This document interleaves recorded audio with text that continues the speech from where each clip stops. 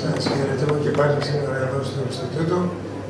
Χαιρόμαστε που βλέπουμε γνωστούς και καινούργιους.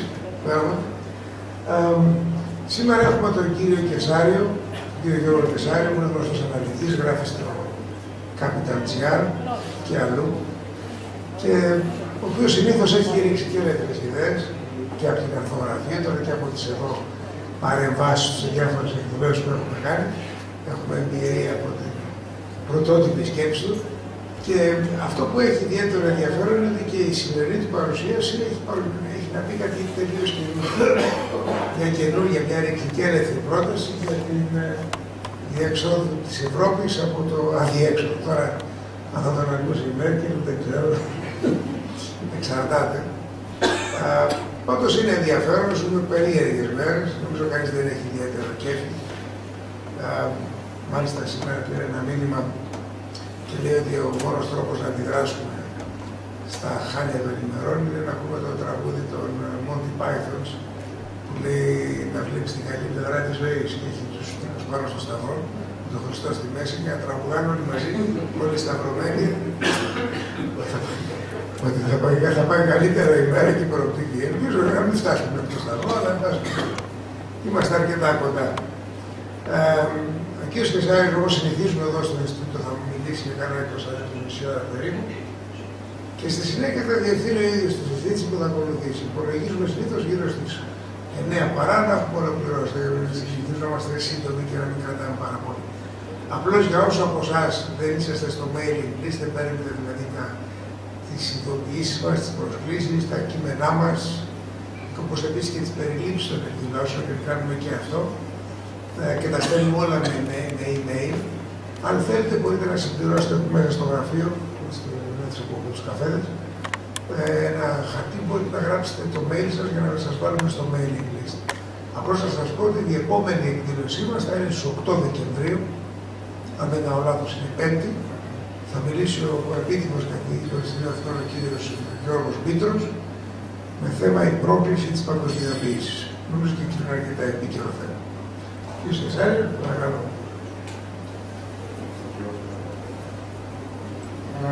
Ευχαριστώ πάρα πολύ τον κύριο Ανδριανόπουλο. Συνήθως είμαι στο ακροατήριο. Σήμερα είμαι στο βήμα.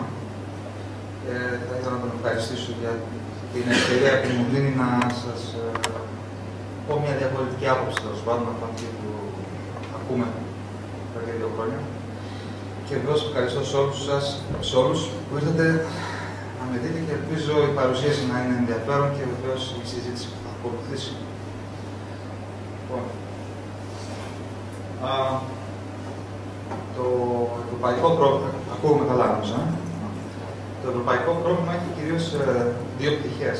Έχουμε χώρες όπως η Ελλάδα που είναι ταμιακά μη βιώσιμες, είναι insolvent, και το τραπεζικό σύστημα σε όλη την Ευρώπη ουσιαστικά έχει χρεοκοπήσει και χρειάζεται ανακεφαλοποίηση. Αυτά είναι τα 2 βασικά προβλήματα.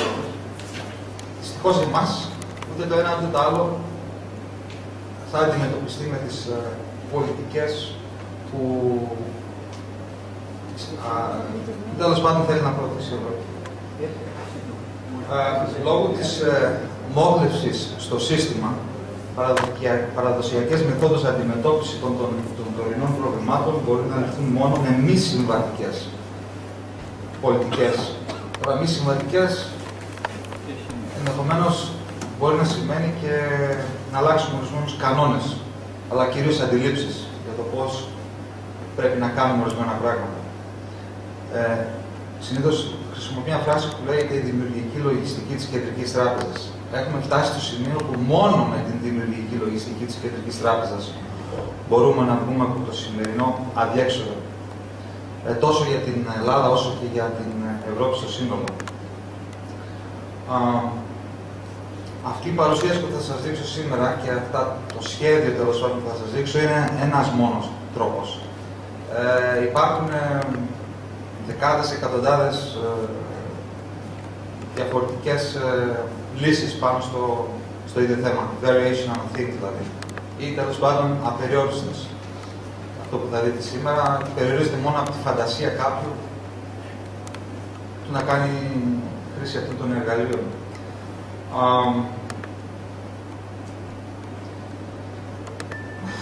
Έχουμε φτάσει στο point of no return τώρα και πάρα πολύ καιρό. Δηλαδή, πέρα να είμαστε, έχουμε περάσει το σημείο όπου, εγώ νομίζω, ενδεχομένως και από το 2009 έχουμε περάσει το σημείο όπου θα μπορούσαμε να κάνουμε κάτι. Και δυστυχώς όσο περνάει ο καιρός, αυτό το κάτι το οποίο θα μπορούσαμε να κάνουμε με άλλα εργαλεία έχει πλέον τελειώσει. Δεν υπάρχει περίπτωση με πολιτικές που ενδεχομένως χρησιμοποιούσαν οι πολιτικές ηγεσίες στο παρελθόν να λύσουν το σημερινό αδιέξοδο της Ευρώπης. Στην περίπτωση της Ελλάδος, αυτά που θα πω, η Ελλάδα είναι τόσο, η ΣΥΠΣ έχει προχωρήσει τόσο πολύ που πέραν αυτών που θα πούμε εδώ πέρα, η Ελλάδα χρειάζεται και διαγραφές, debt relief. Και νομίζω πλέον είναι και επίσημο ότι θα έχουμε αυτό το debt relief, το PSI του 50% που μας λένε. Δυστυχώς, εδώ που έχουμε φτάσει δεν είναι αρκετό αυτό. Θα το συζητήσουμε αυτά μετά. Κάτι άλλο. Η Ελλάδα έχει δύο προβλήματα. Είναι και μη βιώσιμη και μη ανταγωνιστική.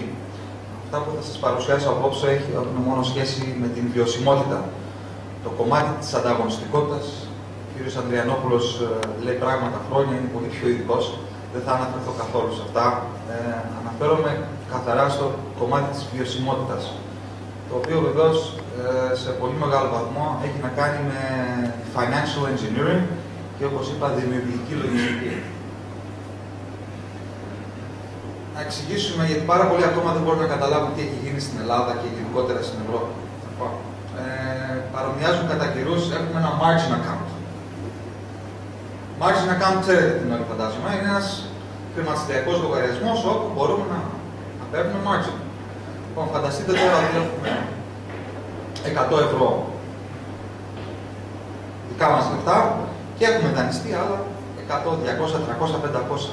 Άμα η αξία αυτού του χαρτοφυλακίου πέσει έως ένα ορισμένο ποσοστό, το δικό μας το κεφάλαιο θα μηδενιστεί αργά ή γρήγορα. Λοιπόν, αυτό περίπου έχει γίνει στην Ευρώπη. Δηλαδή έχουμε ένα φοβερά υπερμοχλευμένο χαρτοφυλάκιο, όπου τα assets σε αυτό το χαρτοφυλάκιο πέφτουν σε αξία. Λοιπόν, και έχεις τον χρηματιστή από τις αγορές που σε παίρνουν τηλέφωνο και σου λένε μεγάλε, κοντεύεις να κοκκινήσεις, θα βγεις αρνητικός σε λίγο. Πρέπει να βάζεις λεφτά. Πρέπει να βάλεις λεφτά. Εμείς όμως δεν βάζουμε λεφτά γιατί δεν έχουμε να βάλουμε λεφτά. Και το πρόβλημα είναι ότι οι λύσεις του τύπου ESM ή FSM, ακόμα και τα ευρωομόλογα που όλοι ευαγγελίζουν, δεν θα λύσουν το πρόβλημα. Γιατί όλα αυτά τα πράγματα απλά αυξάνουν τη μόχλευση στο σύστημα. Δεν μειώνουν τη μόχλευση όπως θα έπρεπε, την αυξάνουν. Και ως εκ τούτου, για μένα τουλάχιστον, κατά την άποψή μου, δεν θα μας λύσουν κανένα πρόβλημα. Και άμα ήταν να μας λύσουν κάποιο πρόβλημα, νομίζω θα είχαμε καθησυχαστεί πάρα πολύ. Δεν βλέπω κανένα καθησυχασμό. Ειδικά όσον αφορά τα ομόλογα, αυτό που λένε δηλαδή όλοι να βγει η Ευρωπαϊκή Κεντρική Τράπεζα και να αγοράσει όλων των χωρών τα ομόλογα, το μόνο που θα κάνει είναι θα αδεονίσει το ευρωπαϊκό Ponzi scheme, όπως συνήθιζω να λέω. Το σημαντικό, για να επιληθούν τα προβλήματα, το σημαντικό είναι να χρησιμοποιήσουμε χρήμα καινούριο και όχι της αγοράς. Γιατί άμα θα χρησιμοποιήσουμε χρήμα της αγοράς θα αυξηθεί η μόχλευση. Και θα το στερήσουμε από την αγορά και από την άλλη θα αυξηθεί η μόχλευση. Αυτό προσπαθούν να λύσουν το πρόβλημα με αυτά τα εργαλεία. Αυτό είναι όλα αυτά, δηλαδή το EFSM, το ένα το άλλο κτλ. Δεν θέλουν να χρησιμοποιήσουν καθόλου κάποιο τρόπο δημιουργικής λογιστικής. Και κατ' επέκταση και κατά την άποψή μου δεν θα μας λύσει κανένα πρόβλημα. Θα πούμε τώρα το τι πρέπει περίπου να γίνει και πάλι μπορούμε να κάνουμε πολλά variations πάνω σε αυτό. Είναι απεριόριστα, αλλά θα σας δείξω ένα μόνο. Και θα το κάνω πιο customized για την Ελλάδα, αλλά ουσιαστικά αυτό που θα σας δείξω μπορεί να γίνει σε όλη την Ευρώπη. Ήδη ένα άλλο variation, αυτό που θα δείτε απόψε, στη συνέχεια έχει ήδη γίνει στην Ιρλανδία. Πέρυσι, έχει ήδη γίνει. Με διαφορετικό τρόπο, αλλά έχει ήδη γίνει. Τέλος πάντων, είναι απεριόριστοι οι συνδυασμοί τέλος πάντων που μπορούμε να χρησιμοποιήσουμε. Για την Ελλάδα συγκεκριμένα, το πρώτο πράγμα που πρέπει να γίνει άμεσα, τώρα, χθες, πρώτο πρέπει να κρατικοποιηθεί η Τράπεζα της Ελλάδος. Θα σας πω στο επόμενο slide γιατί, αλλά από όσο ξέρω, 2 τράπεζες στον κόσμο δεν είναι κρατικές. Είναι η Τράπεζα της Ελλάδος και του Βελγίου. Και μάλιστα η Τράπεζα της Ελλάδος είναι 94% free float στο χρηματιστήριο, αν είναι δυνατόν. Οπότε θα πρέπει άμεσα να κρατικοποιηθεί. Αυτό μπορεί να γίνει πολύ εύκολα από ό,τι μου λένε μια απλή νομοθετική πράξη. Το δεύτερο, θα πρέπει να θωρακιστεί σωστά το τραπεζικό σύστημα. Το τρίτο, θα πρέπει να αρχίσουν διαπραγματεύσεις και είμαστε σε κάποια διαπραγμάτευση για ένα κούρμα του χρέους μας τουλάχιστον 50% επί του συνόλου όμως. Επί του συνόλου. Αυτό που μας λένε πρόσφατα το 50% στα ομόλογα της αγοράς δεν θα μας λύσει το πρόβλημα. Πριν 2 χρόνια, όταν επίσης έγραφα για κουρέματα, ναι, τότε θα μας έγινε το πρόβλημα. Σήμερα δεν μας το δίνει. Και τέλος, θα πρέπει να χρησιμοποιηθεί η Τράπεζα της Ελλάδος ώστε να παράσχει ρευστότητα με μη συμβατικές, πλην όμως νόμιμες μεθόδους. Το νόμιμες θα το δείτε σε λίγο. Λοιπόν, γιατί πρέπει να κρατικοποιηθεί τώρα η Τράπεζα της Ελλάδος και τι είναι η Κεντρική Τράπεζα. Καταρχάς, υπάρχουν διάφορα βίντεο στο YouTube από εδώ από εκεί που δείχνουν την κακή φέρει και όλα αυτά τα πράγματα. Λοιπόν, μην τα ακούτε αυτά, δεν ισχύουν, σας το λέω προκαταβολικώς. Οι κεντρικές τράπεζες, το μόνο που είναι ανεξάρτητες αρχές, όπου η δικαιοδοσία τους πηγάζει από το νομοθετικό σώμα. Η Κεντρική Τράπεζα, δηλαδή, επί της ουσίας, είναι ένα κομμάτι της κρατικής οντότητας. Όπως η Επιτροπή Ανταγωνισμού έχει εξουσιοδοτηθεί από τη Βουλή, έτσι ώστε να παρεμβαίνει όταν βλέπει μονοπωλιακές τακτικές στην οικονομία, έτσι και η Κεντρική Τράπεζα έχει εξουσιοδοτηθεί από το νομοθετικό σώμα για να ασκεί νομισματική πολιτική.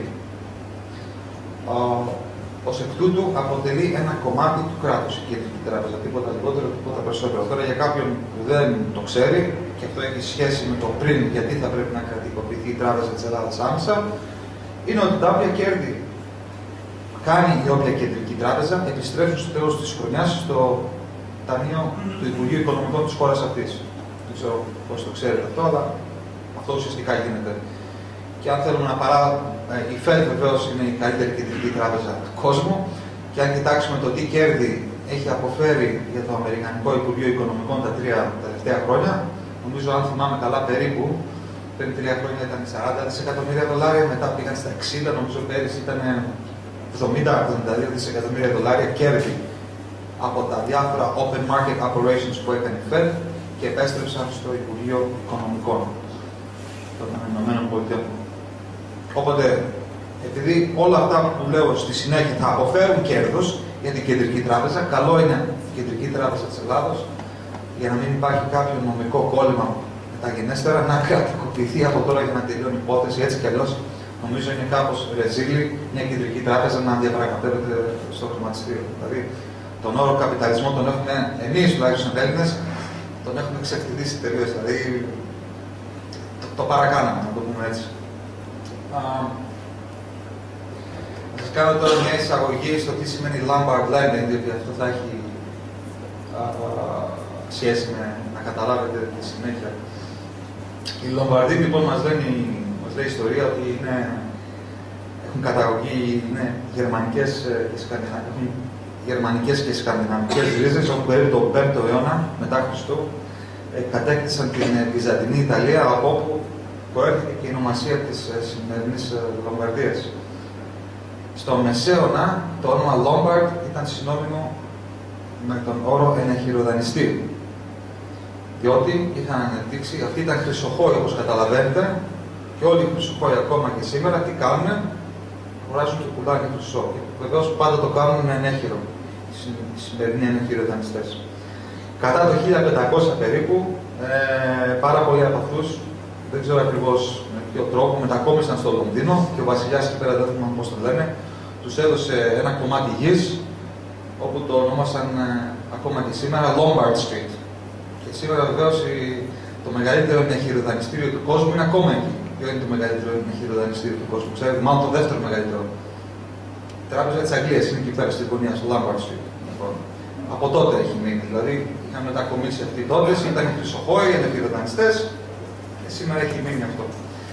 Λοιπόν, η μοντέρνα έννοια η τραπεζική γενικά, το τραπεζικό σύστημα γενικώς, αλλά και ο τρόπος που δουλεύουν οι κεντρικές τράπεζες βασίζεται σε αυτή την έννοια του Lombard lending, του δανεισμού δηλαδή έναντι ενεχείρου. Η business του ενεχειροδανιστή είναι πολύ απλή, όπως ξέρετε και εσείς. Ο ενεχειροδανιστής σου δανείζει λεφτά βάσει της αξίας ενός ενεχείρου. Όταν επιστρέφουν τα λεφτά, επιστρέφεται και το ενέχειρο. Νομίζω κατανοητό. Λόγω ότι το ενέχειρο έχει μεγαλύτερη αξία από το ονομαστικό δάνειο, ο δανειστής έχει κίνητρο να αποπληρώσει το δάνειο που πήρε για να πάρει πίσω το ενέχειρο. Αν όμως το ονομαστικό ποσό του δανείου υπερβαίνει την αξία του ενεχείρου, τότε ο δανειστής δεν έχει κανένα κίνητρο να αποπληρώσει το δάνειο.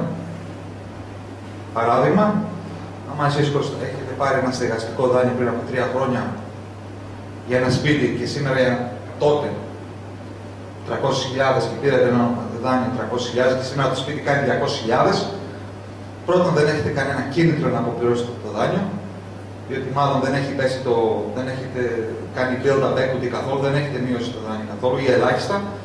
Και τρίτον,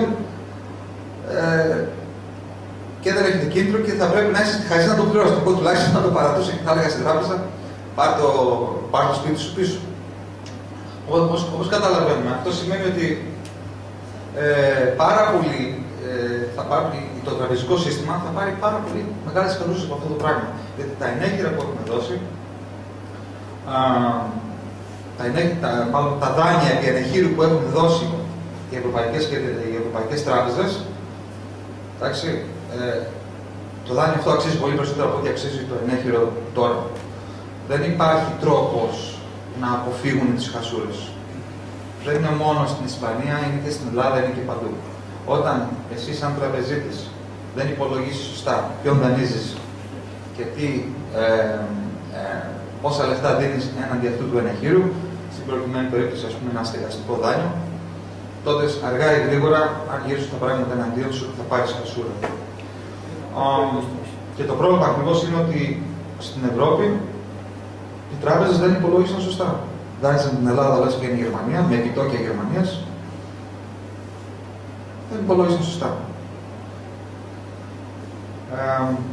Η Ευρώπη δηλαδή έχει και όπως είπα στην αρχή, λόγω αυτού του πράγματος, όλες οι τράπεζες ουσιαστικά με τον ένα με τον άλλον τρόπο έχουν πτωχεύσει.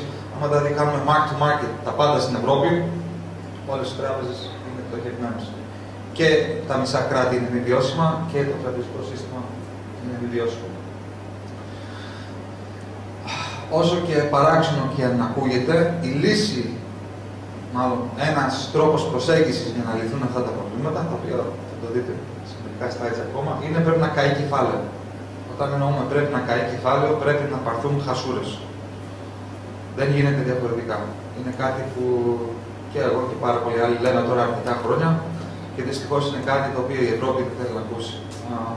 Παράδειγμα, η Αμερική είναι σε κάπως καλύτερη κατάσταση, διότι ακριβώς έχει διαγράψει περίπου 2-3 εκατομμύρια δολάρια οι τράπεζες και γενικά το όλο σύστημα εκεί πέρα.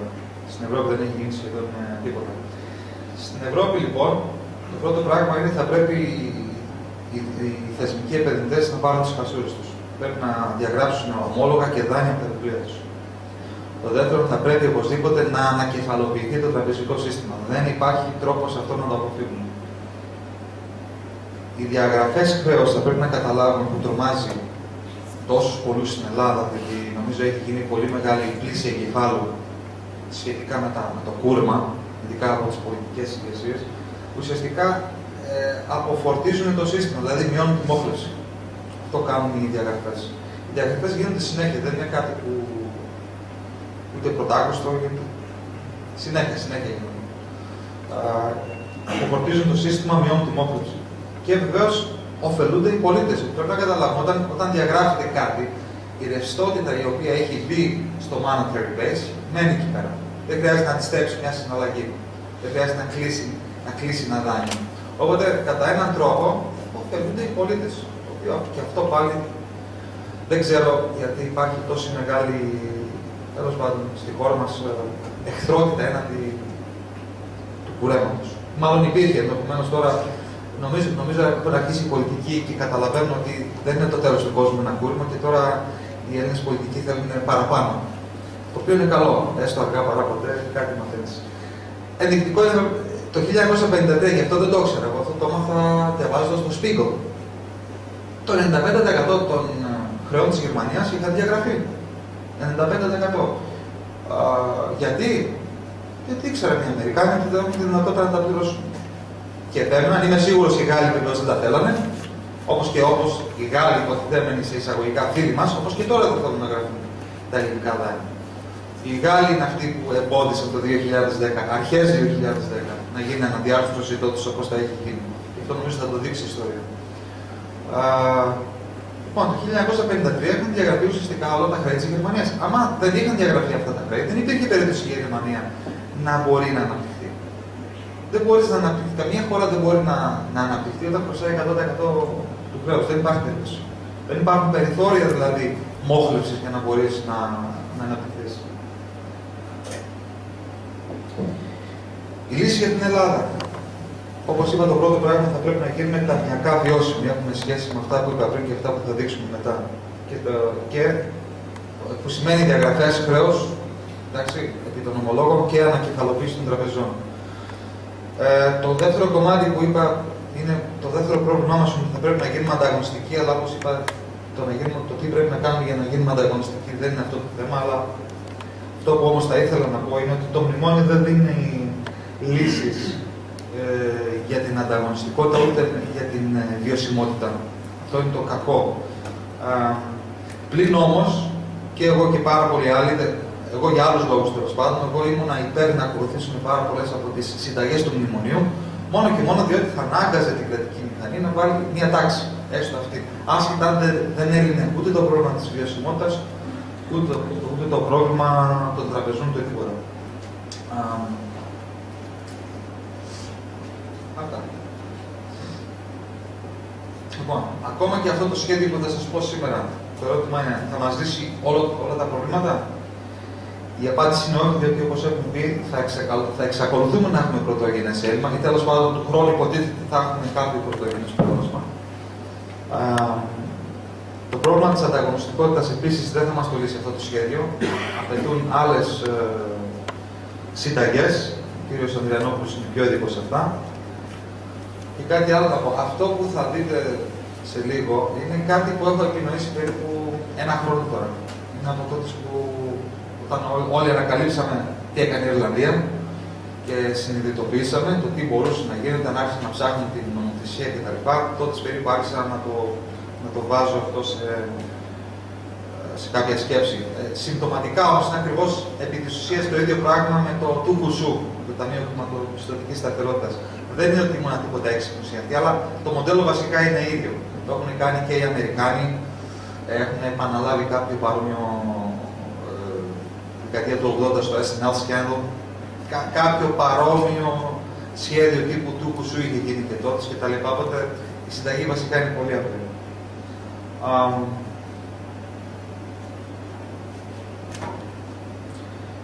Ναι, ένα από τα προβλήματα της Ευρώπης σήμερα και το κεντρικό θύμ είναι αυτό, είναι ότι δεν υπάρχουν λεφτά. Δηλαδή πήγε τώρα η Μέρκελ, μου άρεσε αυτό, πήγε στο G20 στους Κινέζους και λέει παιδιά, κάνα και τη spare dime, πώς το λένε ας πούμε, και τους είπαν οι Κινέζοι, εντάξει παιδιά, 10 δις μπορούμε να σας δώσουμε. Τι 10 δις, λέει, εμείς χρειαζόμαστε 1-3. Δεν είσαστε καλοί, θα βάλουμε λεφτά σε ένα μη βιώσιμο σύστημα. Το πολύ καλά κάνουν οι Κινέζοι και δεν βάζουν λεφτά. Πάρα πολύ καλά κάνουν. Οπότε, ένα από τα κεντρικά θέματα αυτού του σχεδίου είναι το ότι έχουμε λύσει το πρόβλημα της χρηματοδότησης. Λοιπόν, αρχίζουμε, εδώ είναι το σημαντικό. Αυτή είναι η 14 παράγραφος από το καταστατικό της Κεντρικής Τράπεζας της Ευρώπης. Θα σας δείξω τρεις παραγράφους.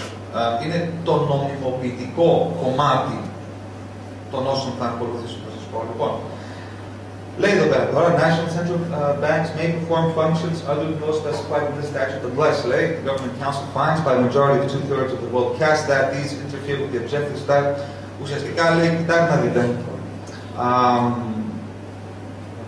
η κεντρική τράπεζα, μάλλον οι τοπικές κεντρικές τράπεζες, οι περιφερειακές κεντρικές τράπεζες μπορούν να κάνουν ό,τι μπορεί να κάνει η Ευρωπαϊκή Κεντρική Τράπεζα, η μητρική δηλαδή, να το πούμε έτσι, δηλαδή τα περιφερειακά μαγαζιά μπορούν να κάνουν ό,τι μπορούν να κάνει η κεντρική, εκτός αν κατά τα 2/3 του Governing Council πούνε ότι δεν μπορείς να το κάνεις. Αλλά προσέξτε, είναι κάτι σημαντικό εδώ πέρα. Δεν μας λέει τι δεν μπορούμε να κάνουμε, μας το λέει αυτό. Δεν μας λέει τι μπορούμε να κάνουμε, δεν λέει καν τι μπορεί να κάνει η κεντρική. Λέει ότι μπορεί να κάνει κάτι, αρκεί να πούμε ότι μπορεί να κάνει. Το τι, πώς και τα λοιπά παραμέτρους δεν υπάρχουν. Δεν υπάρχουν καμία. Και μετά λέει ότι αυτά τα open market operations που θέλει να κάνει, που μπορείτε να κάνετε εσείς σαν περιφερειακή κεντρική τράπεζα, κοιτάτε να δείτε, είναι δικό σας responsibility και δικό σας liability, που σημαίνει τι? Ότι άμα κάνω κάτι σαν Τράπεζα της Ελλάδος, είναι ξεχωριστό ισολογισμό. Δεν είναι στον ισολογισμό της Ευρωπαϊκής Κεντρικής. Αυτό θέλω να πει στο τέλος. Ότι the responsibility and liability of national central banks shall not be regarded as being part of the functions of the ECB. Ότι εντάξει, κοιτάτε να δείτε, μπορεί να κάνει ορισμένα πράγματα, αλλά αυτά δεν είναι μέρος του δικού μας ισολογισμού, θα τα κρατήσετε στα δικά σας βιβλία, μην τυχόν πάρετε χασούρες και είσαστε εσείς υπεύθυνοι. Και πάλι το άρθρο 20 στο ίδιο καταστατικό, το πάλι μας λέει, κοιτάτε να δείτε, μπορεί να κάνετε τα πάντα. Και πάλι τονίζουν μέσα τα 2/3. Το ότι σε περίπτωση που τα 2/3 του Συμβουλίου πει ότι δεν μπορεί να το κάνετε αυτό, πρέπει να αντιστραφεί. Το οποίο είναι γελίο που θα το εξηγήσουμε μετά.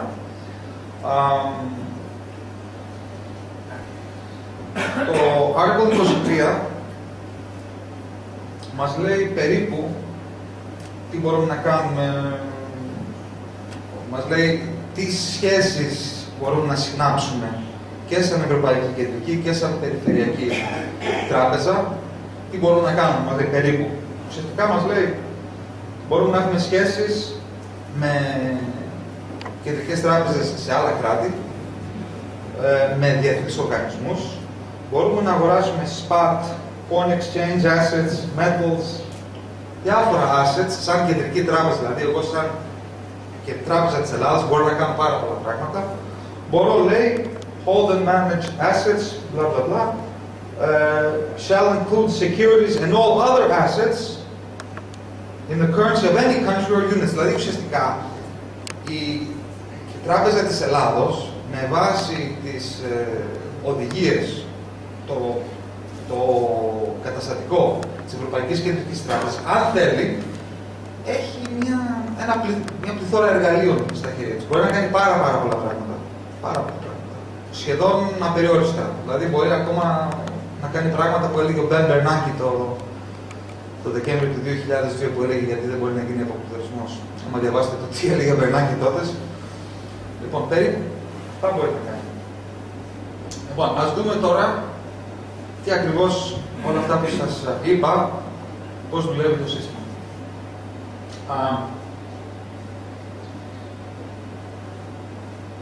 Πολύ χοντρικά, βέβαια να πείτε έχουν αυξηθεί τώρα, δεν ξέρω πώς είναι. Όταν άρχισε να το σχεδιάζει αυτό το πράγμα πριν από ένα χρόνο, είχα υπολογίσει ότι θα χρειαζόταν ρευστότητα 30 δισεκατομμύρια από την Τράπεζα της Ελλάδος. Σήμερα 60 και ζήτημα αν φτάνουν. Δεν το ξέρω. Καθώς προχωράει όλο επιδεινώνεται η κατάσταση. Θυμηθείτε. Σας πω. Θυμηθείτε τι σας είπα επί δάνειου επί ενεχείρου. Θυμηθούμε αυτό. Λοιπόν, η Τράπεζα της Ελλάδος λοιπόν χορηγεί, μάλλον να το πω πριν. Φτιάχνουμε αυτό το πράγμα που μπορούμε να το ονομάσουμε του χουσού. Δεν έχει καμία διαφορά. Αυτό εδώ πέρα είναι λοιπόν του χουσού που λέμε το σημείο. Όπου τώρα στο του χουσού δίνει ρευστότητα η. Δεν πάει λίγο πιο αυτό. Αυτό εδώ. Ναι. Αν είναι εύκολα, πες Λοιπόν, η Τράπεζα της Ελλάδος, λοιπόν, αρχίζουμε διοχετεύει μια ρευστότητα αξίας 60 δισεκατομμυρίων ευρώ στο GRBB, Bad Bank Fund που λέω. Τώρα, μου λέει ο κύριος εδώ πέρα που τη βρίσκει τη ρευστότητα. Ναι. Αυτή είναι η δουλειά της Κεντρικής Τράπεζας. Η Κεντρική Τράπεζα μπορεί να γεννήσει ρευστότητα πατώντας το πληκτρολόγιο ανά πάσα στιγμή. Αρκεί θεωρητικά το ενέχειρο να είναι sound, αρκεί δηλαδή να υπάρχει sound collateral. Ωραία. Τίποτα. Εδώ είναι το θέμα. Ότι έχει την ανεξαρτησία και τη δικαιοδοσία να το κάνει αυτό. Κατά το καταστατικό, γιατί σας είχα πει πριν, κατά το καταστατικό έχει δικαίωμα να το κάνει. Όπως το κάνει η Τράπεζα της Ιρλανδίας. Η Τράπεζα της Ιρλανδίας τύπωσε 80 δισεκατομμύρια ευρώ για το τραπεζικό της σύστημα και ζήτημα είναι. Δηλαδή το collateral δεν υπήρχε καν. Εδώ το collateral είναι πολύ sound collateral, αυτό που θα σας πω. Λοιπόν, διοχετεύει λοιπόν 60 δισεκατομμύρια σε αυτό το fund. Να το πούμε του χουσού, να το πούμε όπως θέλετε. Πάει τώρα το fund. Πιο κάτω. Έχει μια χαρά. Μια χαρά. Λοιπόν, πάει λοιπόν τώρα το fund μας, το του χουσού ή το GRBD και κάνει αυξήσεις κεφάλαιο στις τράπεζες. Αυτά τα 60 δις που πήρε, τα βάζει στις τράπεζες. 1, 2, 3 τράπεζες, 4, όσες χρειαστεί. Όλα τα 60 δις. Τα διαχειριτεύει σε αυξήσεις κεφαλαίου. Όταν εννοούμε τα βάζει στις τράπεζες, προσέξτε, σε αυξήσεις κεφαλαίου, όχι σε δανεικά. Είναι σημαντικό αυτό. Ούτε σε προνομιούχους. Γιατί όλα αυτά έχουν κόστος. Αυτά όλα πρέπει να αντιστραφούν. Τα ίδια κεφάλαια υπό τη μορφή κοινών μετοχών είναι μόνιμα. Αυτή είναι η διαφορά. Και γι' αυτό και πολύ σωστά το καταστατικό του Κουσού λέει με κοινές μετοχές. Εντάξει, αυτό το κάνει επειδή είναι μόνιμα κεφάλαια. Το σύστημα χρειάζεται μόνιμα κεφάλαια. Εφόσον λοιπόν γίνουν αυτές οι αυξήσεις κεφαλαίου, τι θα γίνει μετά? Πώς? Δίνει έναν διενεχείρο επιτόπου, όπως κάνει η Ευρωπαϊκή Κεντρική. Δεν έχει η Ευρωπαϊκή Κεντρική λεφτά. Από τη στιγμή που εσύ έχεις ένα sound collateral. Πώς θα εκτυπώσει? Δεν θα τα εκτυπώσει εννοώ χρήμα σε... Όχι, θα είναι τέτοιο. Είναι λογιστικό χρήμα. Ναι, δηλαδή θα δώσει... θα δώσει 60 δις σε αυτή. Με όλο το σεβασμό, υπό την προϋπόθεση ότι ισχύουν οι παράγραφοι και τα άρθρα που αναφέρεις, διότι έχω την αίσθηση ότι ξεχνάς κάτι πολύ σημαντικό, το άρθρο 12 της Ελληνικής Τράπεζας. Τι λέει το άρθρο 12? Να μην σε διακόψω τώρα. Όχι. Το έχω... Μετά. Λοιπόν, εφόσον λοιπόν γίνει αυξήση κεφαλαίου στις τράπεζες, της τάξης του 60 δισεκατομμυρίων, βεβαίως εννοείται θα έχουμε διαγράψει και τα ομόλογα, εφόσον γίνει αυτό το πράγμα, μετά οι ελληνικές τράπεζες μπορούν να κάνουν ένα markdown των ομολόγων, 50-60%, και βεβαίως το 10% των δανείων. Αν υπολογίσουμε ότι, από ό,τι ακούμε, το 20% των δανείων στην Ελλάδα είναι NPL, παραπάνω δεν έχει σημασία. Εγώ να υπολογίσουμε το 20%, περίπου θα χρειαστεί να γίνει 10% ολική διαγραφή. Εντάξει, το υπόλοιπο λογικά θα το πάρω πίσω κάποια φάση. Αλλά χοντρικά πρέπει να γίνει 10% διαγραφή όλων των δανείων στην Ελλάδα. Συν 50 με 60% στα ομόλογα. Εφόσον λοιπόν κάνουμε αυτές τις διαγραφές και κάνουμε τις αυξήσεις κεφαλαίου, μετά τι γίνεται? Μετά οι τράπεζες οι ελληνικές είναι σχετικά ατόφιες. Είναι δηλαδή δεν έχουν βάρη, δεν έχουν ομόλογα, δεν έχουν προβληματικά δάνεια, είναι σχετικά καθαρές. Το μόνο που μένει βεβαίως είναι οι συναλλαγές με την Ευρωπαϊκή Κεντρική, αλλά αυτό είναι άλλο θέμα. Να μην επεκταθούμε σε αυτό. Τώρα, γιατί όμως τα 60 δισεκατομμύρια είναι sound collateral για αυτή την συναλλαγή? Διότι άμα κοιτάξουμε πόσο ήταν η κεφαλοποίηση του τραπεζικού συστήματος το 2005-2006, ήταν από 70 έως 80-90 δισεκατομμύρια. Άρα, σαν benchmark παίρνουμε, λέμε εμείς 60 δις, αξίζει το τραπεζικό σύστημα 60 δις. Ναι, αξίζει πολύ περισσότερο. Ειδικά όταν είναι καθαρό, γιατί ακόμα και το 2007-2008 δεν ήταν καθαρό. Υπήρχε κάποιο discount μέσα. Η αγορά είχε στο μυαλό της. Τώρα πόσο είχε δεν ξέρω, αλλά έτσι και πάρει εσύ το τραπεζικό σύστημα καθαρό και πεις πόσο κάνει η εθνική, δηλαδή καθαρή. Τώρα πες πόσο κάνει η εθνική, νομίζω κάνει πάνω από 30 δις, θα κάνει μόνο η εθνική. Όποτε έχουμε κάποια λογική, δηλαδή ουσιαστικά αυτό είναι ένα ABS, εντάξει, ένα asset-backed security είναι αυτό. Η Κεντρική Τράπεζα θα αγοράσει ένα asset-backed security επί της ουσίας. Εμείς μπορούμε να βγάλουμε κάποια μέθοδος να δικαιολογήσουμε ότι αξίζει 60 δις. Εγώ νομίζω και παραπάνω από 60 δις. Οπότε, ο κανόνας που λέει ότι πρέπει να δανείζεις έναν sound collateral, για μένα τουλάχιστον, ισχύει. Ή τέλος πάντων και να μην ισχύει, μπορούμε να το κάνουμε για να ισχύσει, διότι έχουν καταπατηθεί όλοι οι κανόνες που υπάρχουν από την Ευρωπαϊκή Κεντρική Τράπεζα τα τελευταία χρόνια. Δεν θα κολλάμε στις λεπτομέρειες. Τώρα προσέξτε τώρα, πώς θα χρηματοδοτηθεί αυτό το πράγμα. Αυτό είναι σημαντικό. Καταρχάς, επειδή το δάνειο που θα δώσει η κεντρική, προσέξτε τώρα, η κεντρική αυτή είναι εμάς, το ελληνικό κράτος, δηλαδή τυπώνει λεφτά, τα δίνει στον εαυτό του και μπαίνει στη τράπεζα. Δηλαδή πρέπει να καταλάβουμε ότι αυτό δεν μας κοστίζει τίποτα. Εντάξει, δηλαδή και 10% να χρεώσει η Τράπεζα της Ελλάδος στο φαντ αυτό δεν έχει σημασία. Γιατί είναι zero sum, στο τέλος θα τα πάρουμε πίσω. Γιατί η Τράπεζα της Ελλάδος θα βγάλει κέρδη. Δεν έχει σημασία. Αλλά για πρακτικούς λόγους να πούμε ότι δανείζεται με 1,25. Αυτό που έχει κάνει η Τράπεζα της Ελλάδος που δίνει 3,5% χρηματοδότηση στις τράπεζες για το ΕΛΑ είναι έγκλημα, παρεμπιπτόντως να το πω. Κακώς το κάνουμε αυτό. Κακώς. Δεν υπάρχει κάτι. Δεν ξέρω από πού έκαναν το 3,5% που τους δανείζουμε. Όχι, δεν το ορίζει κανένας. Το βγάλανε από μόνοι τους. Για κακώς δεν το ορίζει κανένας. Έχουν το τέτοιο να το κάνουν. Πρέπει δηλαδή η CCP είναι με 3 και πρέπει να βάλεις ένα μικρό spread στα τράπεζα της Ελλάδας. Κακώς. Θα αλλάξουν, πρέπει να αλλάξουν αυτοί οι κανόνες. Να αλλάξουν τα DCP. Βεβαίως. Και αυτοί. Λοιπόν, μόνο από το μέρισμα τέλος πάντων που μπορείς να πάρεις από τη στιγμή που είναι καθαρό το τραπεζικό σύστημα, 4-5% μέρισμα θα μπορείς να πάρεις. Οπότε μόνο το μέρισμα καλύπτει. Αλλά βεβαίως μπορούμε παράλληλα να δώσουμε και στις τράπεζες ένα chance να ξεδιπλώσουν τον dilution που θα πάθουν, να κάνουν σταδιακά αγορές ιδίων μετοχών. Δεν θα το ξεδιπλώσουν όλο το dilution, αλλά ένα μεγάλο μέρος θεωρητικά στη δεκαετία μπορούν. Τέλος, το άλλο είναι ότι το κράτος απευθείας σε ένα καθαρό τραπεζικό σύστημα χωρίς βάρη παίρνει φορολογία. Δεν θα έχει όλο το ελληνικό τραπεζικό σύστημα 6-7 δισεκατομμύρια πρόφορο κέρδη το χρόνο, θα έχει. Είχε παλιά, γιατί να μην έχει τώρα όταν θα είναι πεντακάθαρο και δεν θα χρωστάει πουθενά. Οπότε έχει χώρο για το κράτος. Αυτό το πράγμα εξυπηρετείται από μόνο από το μέρισμα. Λεφτά επίσης από αγορές ιδίων μετοχών μπορούν να κάνουν και βεβαίως στην τελική, αργότερα, στα επόμενα 3-4-5 χρόνια, τι κάνεις, πουλάει τις συμμετοχές του σχήμα. Για να ξεδιπλώσει παντελώς το facility αυτό να το πούμε έτσι. Τις πουλάει στην αγορά με δημόσια γραφή και τελειώνει το θέμα. Και ξεδιπλώνει όλο το πράγμα. Αυτό ουσιαστικά, προσέξτε, σύμφωνα και πάλι σας είπα, με αυτά που λέει το καταστατικό της Ευρωπαϊκής Κεντρικής Τράπεζας, η Ελληνική Κεντρική Τράπεζα έχει το δικαίωμα να το κάνει αυτό. Έχω ρωτήσει πάρα πολύ κόσμο, πάρα πολύ. 10 άτομα σε όλη την Ελλάδα ασχολούνται με αυτό το θέμα.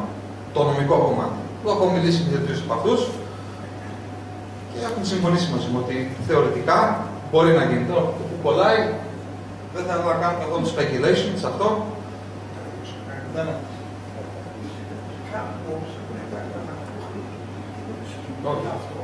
Πραγματικό είναι αυτό. Πραγματικό είναι.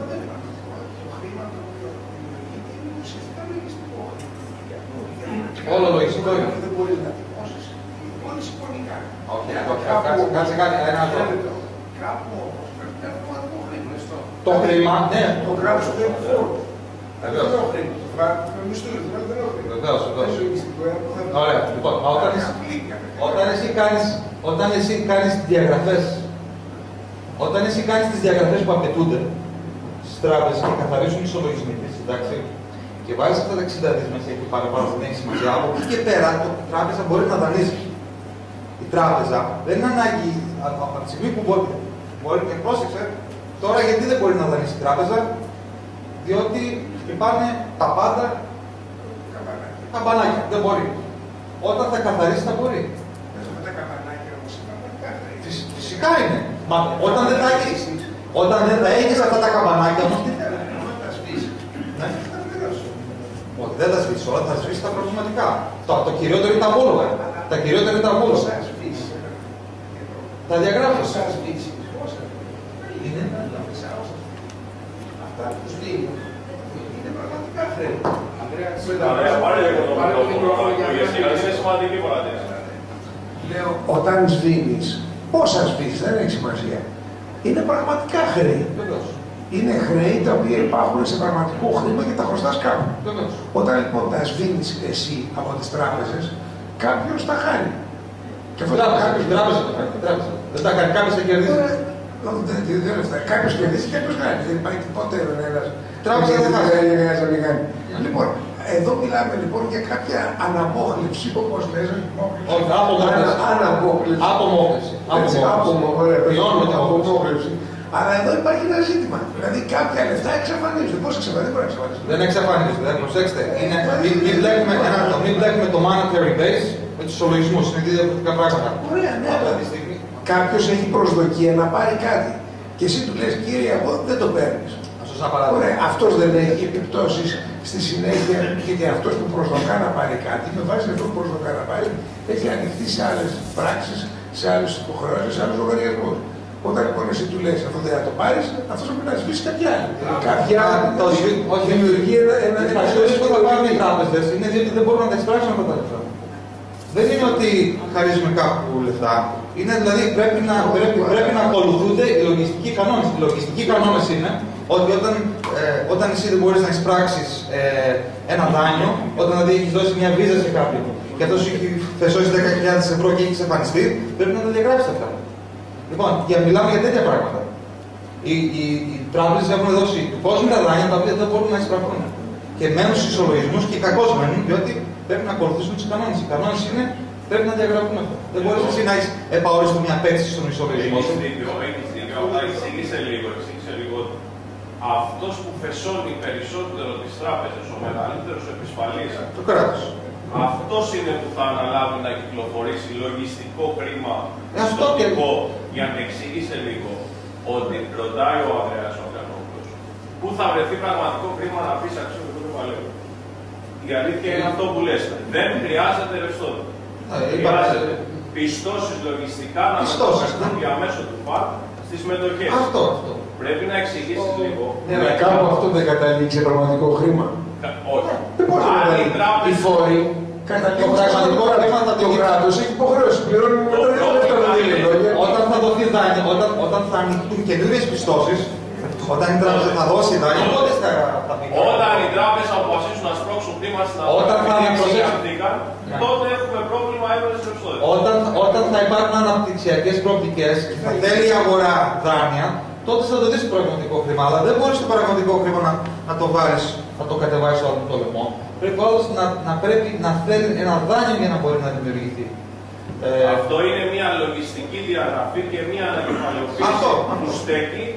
Αλλά το πρόβλημα είναι μετά στις αγορές οι τράπεζες με τους ισολογισμούς καθαρούς πού θα βρουν χρήμα. Αυτό δεν είναι πρόβλημα των τραπεζών. Αυτό είναι. Που μπορούν να το βρουν. Ναι, προσέξτε. Γιατί δεν ψάχνουμε 60, εξήγησε το Γιώργο αυτό. Προσέξτε κάτι. Περίμενε. Το πρόβλημα, αυτό τώρα που σας δείχνω είναι μαθήματα δημιουργικής λογιστικής bachelor course. Το να φτάσουμε στο σημείο να μιλήσουμε για τα 100 δισεκατομμύρια, πώς θα πάνε πίσω στην Ευρωπαϊκή Κεντρική, εκεί πέρα πρέπει να πάμε σε μαθήματα PhD. Θέλει πολύ μεγάλη συζήτηση εκεί πέρα. Απλά θα σας πω πολύ απλά το εξής. Πολύ απλά. Γιατί έχει δημιουργηθεί το τωρινό πρόβλημα, γιατί έχουν φύγει τα λεφτά από τις τράπεζες, διότι δεν είχαν εμπιστοσύνη στις τράπεζες. Εντάξει, γιατί φύγανε. Αυτό. Πώς εσύ λοιπόν θέλεις να επιστρέψει η εμπιστοσύνη στις τράπεζες? Πρέπει να φτιάξεις το σύστημα να είναι βιώσιμο. Το πρόβλημα, και μάλιστα αυτό που έγραψα σήμερα στο Capital, ουσιαστικά είπα ότι όταν δεν έχεις ένα σύστημα που δεν είναι βιώσιμο, όσα λεφτά και να βάλεις μέσα ρευστότητα, χασούρα θα πάρεις. Πρέπει να φτιάξουμε την βιωσιμότητα του τραπεζικού συστήματος και όταν τη φτιάξουμε, τότε προσδοκούμε να έρθουν τα λεφτά. Ενδεχομένως τα ελληνικά λεφτά που έχουν βγει ή ακόμα και καταθέσεις από το εξωτερικό. Είναι σαν αυτό που λέει ο κ. Ανδριανόπουλος. Τι πάει να πει ανάπτυξη? Για να κάνεις ανάπτυξη, πώς θα την κάνεις? Άντε ρίχνουν λεφτά και κάνεις ανάπτυξη? Όχι. Πρέπει να αλλάξεις το κράτος, πρέπει να αλλάξεις την νομοθεσία, πρέπει να απλοποιήσεις τις διαδικασίες. Όταν τα κάνεις αυτά, όλα αυτά μαζί, τότε προσδοκάς να έχεις ανάπτυξη. Αλλά και πάλι βεβαίως πρέπει να το θέλει η αγορά. Πρέπει να έχει και συνθήκες. Αλλά πρέπει να τα κάνεις αυτά. Πρέπει δηλαδή το κομμάτι της βιωσιμότητας πρέπει να το φτιάξεις, το σύστημα το βιώσιμο, για να μπορεί ο άλλος να έχει εμπιστοσύνη να φέρει. Όταν λοιπόν ανακεφαλοποιήσουμε λογιστικά αυτό το πράγμα, πάρουμε τις διαγραφές μας, τις χασούρες, και το ανακεφαλοποιήσουμε σωστά, τότε μόνο προσδοκούμε τι, να έρθουν τα 100 δισεκατομμύρια που έχουν φύγει. Ενδεχομένως και παραπάνω. Γιατί τώρα δεν πρόκειται κανένας να τα φέρει. Θα τα φέρει να τα κάνει τι. Λοιπόν, υπάρχουν ερωτήσεις πάνω σε αυτό. Να μας εξηγήσετε περισσότερο. Κάτσε να τελειώσω και να τελειώσω λοιπόν. Λοιπόν, το αποτέλεσμα αν κάνουμε αυτό λοιπόν, πολύ χοντρικά, είναι ότι οι τράπεζες θα έχουν απαλλαγή από όλα τα προβλήματά τους και θα έχουν ένα καθαρό ισολογισμό. Θα έχουμε ένα φερέγγιο τραπεζικό σύστημα, ενδεχομένως και το πιο φερέγγιο στην Ευρώπη από μια άποψη. Λογικά θα έχουμε αυτό που έλεγα πριν, μεγάλη ροή καταθέσεων. Ένα πάρα πολύ άλλο σημαντικό, και είναι αυτό που είπα πριν για το θέμα της χρηματοδότησης, δεν χρησιμοποιούνται λεφτά των φορολογούμενων με αυτό το πράγμα. Το πρόβλημα το σημερινό που έχουν στην Ευρώπη, προσπαθούν να βρουν ρευστό από εδώ από εκεί, αυξάνοντας την μόχλευση συνολικά στο σύστημα και βεβαίως κανένας δεν θέλει να βάλει λεφτά. Ποιος θα βάλει λεφτά. Λοιπόν, με αυτό το σχέδιο λοιπόν δεν χρησιμοποιούμε λεφτά ούτε των Γερμανών, γιατί εγώ είμαι κατά να χρησιμοποιηθούν λεφτά των Γερμανών. Είμαι κατά όλα αυτά που κάνουν. Λοιπόν, εδώ δεν χρησιμοποιούμε καθόλου λεφτά φορολογούμενων. Μας έχει 0 κόστος, γιατί αυτό το πράγμα να καταλάβουμε. Είχαμε πριν, είναι ένα zero sum. Η Κεντρική Τράπεζα, η Τράπεζα της Ελλάδος, είναι κομμάτι του κράτους και αν υποθέσουμε ότι βγάλει κέρδη από αυτό το πράγμα μελλοντικά, που θα βγάλει λογικά, πάλι αυτά επιστρέφουν στο κράτος. Αν πείτε κοροϊδεύουν σε αυτούς μας, ναι, έτσι είναι. Γιατί στο διάγραμμα αυτό που σας είπα, αντί να βάλετε Τράπεζα της Ελλάδος, μπορείτε να βάλετε εκεί πέρα Ευρωπαϊκή Κεντρική. Το ίδιο πράγμα. Δεν αλλάζει τίποτα. Τα ποσά από διάφορα τέτοια είναι απεριόριστα, θα σας δώσω και ένα άλλο παράδειγμα μετά. Και βεβαίως,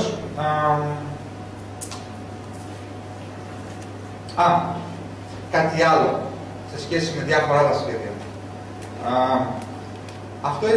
Ειδικά αυτό για μας, αν και μπορεί αυτό να χρησιμοποιηθεί περίπου σε όλα τα κράτη, Ιταλία, Ισπανία, όποιος το χρειαστεί. Η Ολλανδία, ας πούμε, δεν το έχει ανάγκη να κάνει κάτι ανάλογο. Δεν το έχει ανάγκη, δεν το κάνει. Αλλά εμείς που το έχουμε ανάγκη πρέπει να το κάνουμε, πρέπει να μας δοθεί η ευκαιρία. Τι γίνεται τώρα, σε αντίθεση με διάφορα άλλα σχέδια που λέει ότι πρέπει. Ας πούμε, τι θέλει να κάνει η κυρία Μέρκελ τώρα. Λέει να κάνουμε αυτό, αυτό και αυτό, και όταν τα κάνουμε αυτά τα πράγματα, μετά συζητάμε για πολιτική ενοποίηση. Ωραία, εμείς δεν έχουμε τον χρόνο να περιμένουμε για το πότε θα ενοποιηθεί πολιτικά η Ευρώπη σε 10-20 χρόνια, για το πότε θα έχουμε αυτούς τους θεσμούς κτλ. Για να μπορούμε να κάνουμε κάτι ανάλογο. Αυτό λοιπόν είναι ένα à la carte σχέδιο, custom tailor για μας, που μας εξυπηρετεί τώρα. Γιατί δεν έχουμε την πολυτέλεια του χρόνου να περιμένουμε 5-10 χρόνια ή δεν ξέρω και πότε θα θέλει κάποιος να μας λύσει το πρόβλημα. Λοιπόν, τα πλεονεκτήματα, όπως σας είπα, οι τράπεζες θα είναι κερδοφόρες άμεσα, θα παράγουν φορολογικό εισόδημα άμεσα για το κράτος, θα πληρώνουν μερίσματα, θα μπορούν να κάνουν και buyback stock. Το πιο σημαντικό βεβαίως είναι ότι θα μπορούν πλέον να δανειοδοτούν την αγορά που δεν μπορούν τώρα. Ένα άλλο σημαντικό που είναι, δεν ξέρω κατά πόσο το έχετε σκεφτεί, είναι ότι δεν θα χαθεί η ελληνικότητα του τραπεζικού συστήματος. Και τι εννοώ με αυτό. Πες ότι αυτή τη στιγμή η εθνική χρειάζεται λεφτά. Πες ότι να αναγκάσουν την εθνική να πουλήσει όλες τις θηγατρικές της. Θα τα πουλήσει και πάλι θα λύσει το πρόβλημά της. Με αυτό το. Χρησιμοποιώντας αυτή την τεχνική, ουσιαστικά ανακεφαλοποιούμε όλο το τραπεζικό σύστημα, χωρίς να χρειαστεί να κάνουμε κομμάτια τις θηγατρικές όλων αυτών των τραπεζών, οι οποίες για πάρα πολλά χρόνια έχουν δουλέψει πάρα πολύ σκληρά να κάνουν όλα αυτά τα δίκτυα και στη Βόρεια Αφρική και στα Βαλκάνια, βεβαίως και στην Τουρκία. Το άλλο βεβαίως είναι ότι δεν θα χρειαστεί να γίνει αναγκαστικό deleveraging. Δεν ξέρω, μάλιστα μου έκανε εντύπωση αυτές τις μέρες διάβασα ότι υπήρχε σχέδιο να κάνουν 5-3 εκατομμύρια ευρώ deleveraging οι ευρωπαϊκές τράπεζες. Τρελάθηκα, δηλαδή 5-3 deleveraging θα βουλιάξουν, θα καταστρέψουν τον πλανήτη ή όχι την Ευρώπη. Τι άλλο, κατά την κρίση των.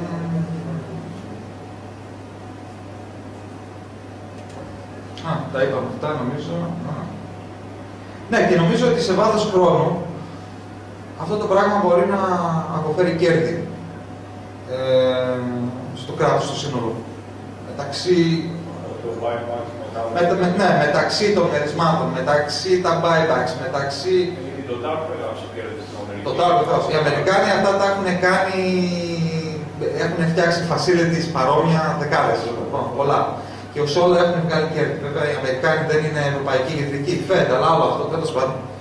Αυτό που έχει σημασία είναι ότι σχεδόν όλα τα facilities που έχει φτιάξει η Fed από το 2008 σχεδόν όλα έχουν διπλώσει, αν δεν έχουν όλα ξεδιπλώσει. Και εγώ δεν γνωρίζω εταιρείες που να έχει χάσει λεφτά η Fed, κάνοντας κάτι παρόμοιο. Κάποια εκτίμηση, πόσο περίπου μπορεί να είναι ένα τέτοιο.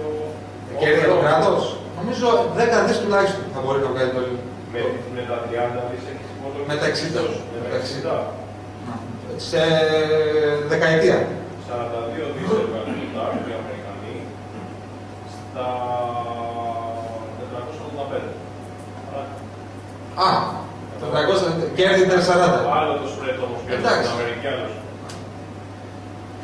Λοιπόν, πού σκοντάφτει αυτό το σχέδιο.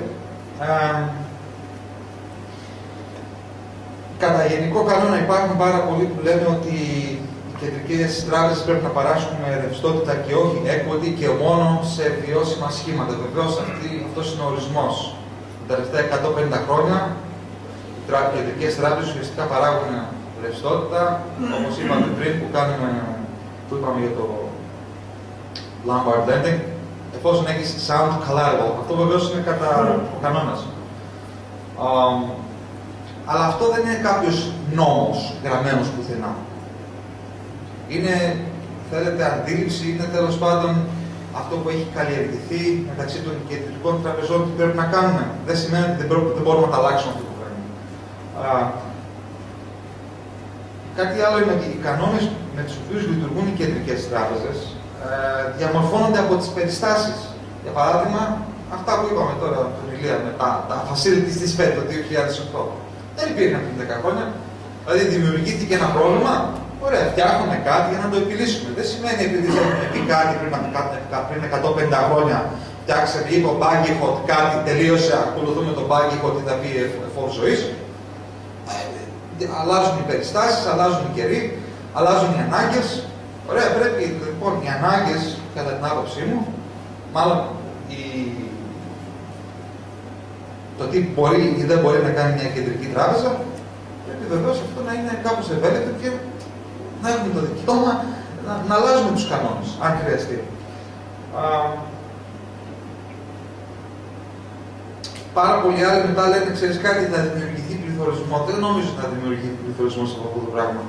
Μην ξεχνάμε ότι έχουμε ένα margin account, όπως είπαμε, που κοκκινίζει συνέχεια, μειώνεται σε αξία. Έχουμε συνέχεια υποαξίες. Εμείς πρέπει να βάλουμε λεφτά μέσα ώστε αυτό κάπως να καλύψουμε αυτό το margin. Πληθωρισμός προϋποθέτει και full employment, προϋποθέτει και, πώς λέγεται το άλλο, το capacity utilization να είναι στο 80, ξέρω εγώ. Δεν ξέρω, υπάρχει, κύριε Οικονομόπουλε, υπάρχει capacity utilization μέτρηση για την Ελλάδα, μπορεί να είναι στα 30, δεν ξέρω πού είναι. 40 είναι. Άντε τώρα με 40% capacity utilization να έχει πληθωρισμό, δεν υπάρχει περίπτωση. Τέλος πάντων, νομίζω ότι δεν υπάρχει περίπτωση να δούμε πληθωρισμό, διότι πάρα πολύ από αυτό το χρήμα είναι λογιστικό και μέχρι να φτάσει στην πραγματική οικονομία, τέλος πάντων, δεν θα μας δημιουργήσει πληθωρισμό. Ένα άλλο παράδειγμα, σας είπα πριν ότι στην αρχή ότι οι μεθόδους είναι απεριόριστες, το πώς μπορούμε να κάνουμε χρήση αυτών των εργαλείων.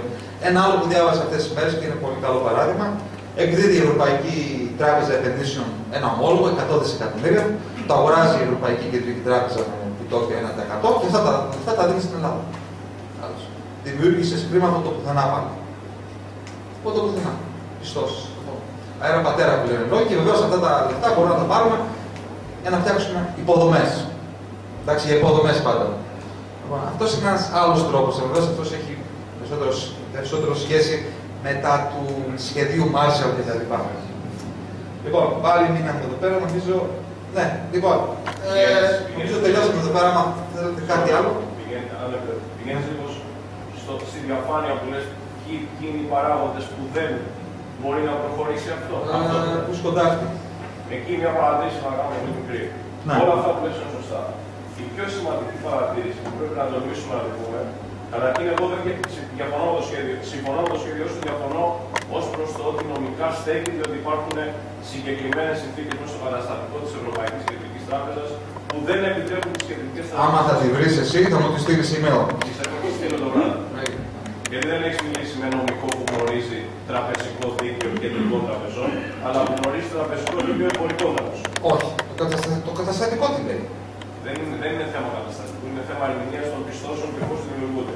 Ερμηνείας από ποιον? Η συνθήκη της Λισαβόνας στο άρθρο 12 απαγορεύει το monetization από τις κεντρικές τράπεζες. Δεν είναι monetization. Όχι, δεν είναι monetization αυτό. Δεν έχει καμία σχέση με monetization. Ας πούμε ότι ισχύει. Συμφωνώ. Ας πούμε ότι ισχύει. Η κεντρική τράπεζα μπορεί να δανείσει και την αγροτική τράπεζα και το ABS Η ελληνική. Και η ευρωπαϊκή και η ελληνική, αν θέλουν, μπορούν να δανείσουν. Μπορούν να δανείσουν εάν οι εμπορικές τράπεζες δώσουν ενέχειρο στην Ευρωπαϊκή Κεντρική Τράπεζα, κάτι που η Ευρωπαϊκή Κεντρική Τράπεζα το δέχεται. Δηλαδή ομόλογα ελληνικά που μέχρι τώρα δεχόταν. Στην Ιρλανδία τι έγινε? Στην Ιρλανδία δεν έγινε αυτό, Γιώργο. Στην Ιρλανδία έγινε ανάποδα ανακεφαλαιοποίηση που τη σωστά την περιέγραψες. Αλλά δεν μπορεί η Ευρωπαϊκή Κεντρική Τράπεζα, και αυτό είναι η παγίδα της Ευρωπαϊκής Ένωσης, δεν μπορεί να δώσει απευθείας credit lines. Μα δεν σου είπε η Ευρωπαϊκή Κεντρική. Μα δεν σου είπε η Όχι, όχι. Ας πούμε ότι ισχύει το σχέδιο σου. Εγώ θέλω να συνηγορήσω υπέρ του σχεδίου σου λέγοντας κάτι εδώ για το πώς σκοντάφτει το σχέδιο.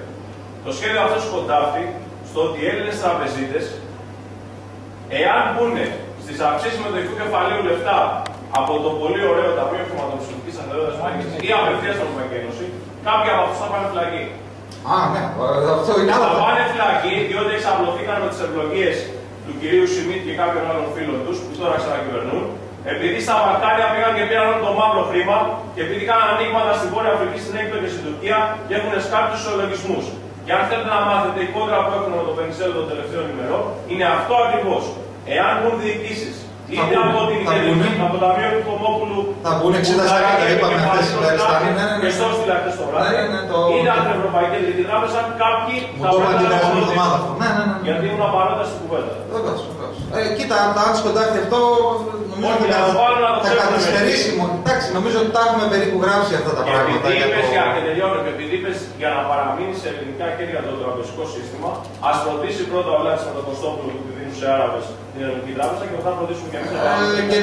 Και γι' αυτό το σχέδιο ουσιαστικά κρατικοποιεί 100%. Τους τα παίρνει από τα χέρια με αυτό το σχέδιο. Τους παίρνει όλο αυτό το σύμπλεγμα από τα χέρια, γίνεται 100% η ιδιοκτησία του ελληνικού κράτους. Βεβαίως δεν είμαι κρατιστής, απλά πρέπει να το εθνικό δίκαιο της αγοράς πρέπει να επιβληθεί, το οποίο είναι όταν κάνεις κάτι πρέπει να τρως τη χασούρα σου. Αυτό το εθνικό δίκαιο πρέπει να τηρείται. Κύριος Καλσούτης. Εγώ νομίζω τρεις βγαίνουμε. Δεν ξέρω, ακούγομαι. Νομίζω ότι έχω τρεις παρατηρήσεις. Δεν τις μέτρησα καλά, αλλά νομίζω ότι τρεις. Το πρώτο είναι, εάν το σχέδιο είναι κερδοφόρο, γιατί απαιτείται να αγοράσει αυτές τις συμμετοχές, οι πρόκειται για κοινές συμμετοχές, κάποιος κρατικός φορέας. Αύξηση κεφαλαίου θα γίνει, δεν θα αγοραστούν μετοχές. Ναι, η αύξηση κεφαλαίου είναι. Διότι πρέπει να γίνει αυτό, διότι η τράπεζα έχει πτωχεύσει τώρα. Ένα λεπτό λίγο. Δεν μας ενδιαφέρει αν πρέπει, δεν πρέπει κτλ. Εγώ αυτό που ρωτάω είναι το εξής. Εάν το σχέδιο είναι κερδοφόρο, γιατί δεν έρχονται ιδιωτικά κεφάλαια να Δεν υπάρχουν. Κινέζικα.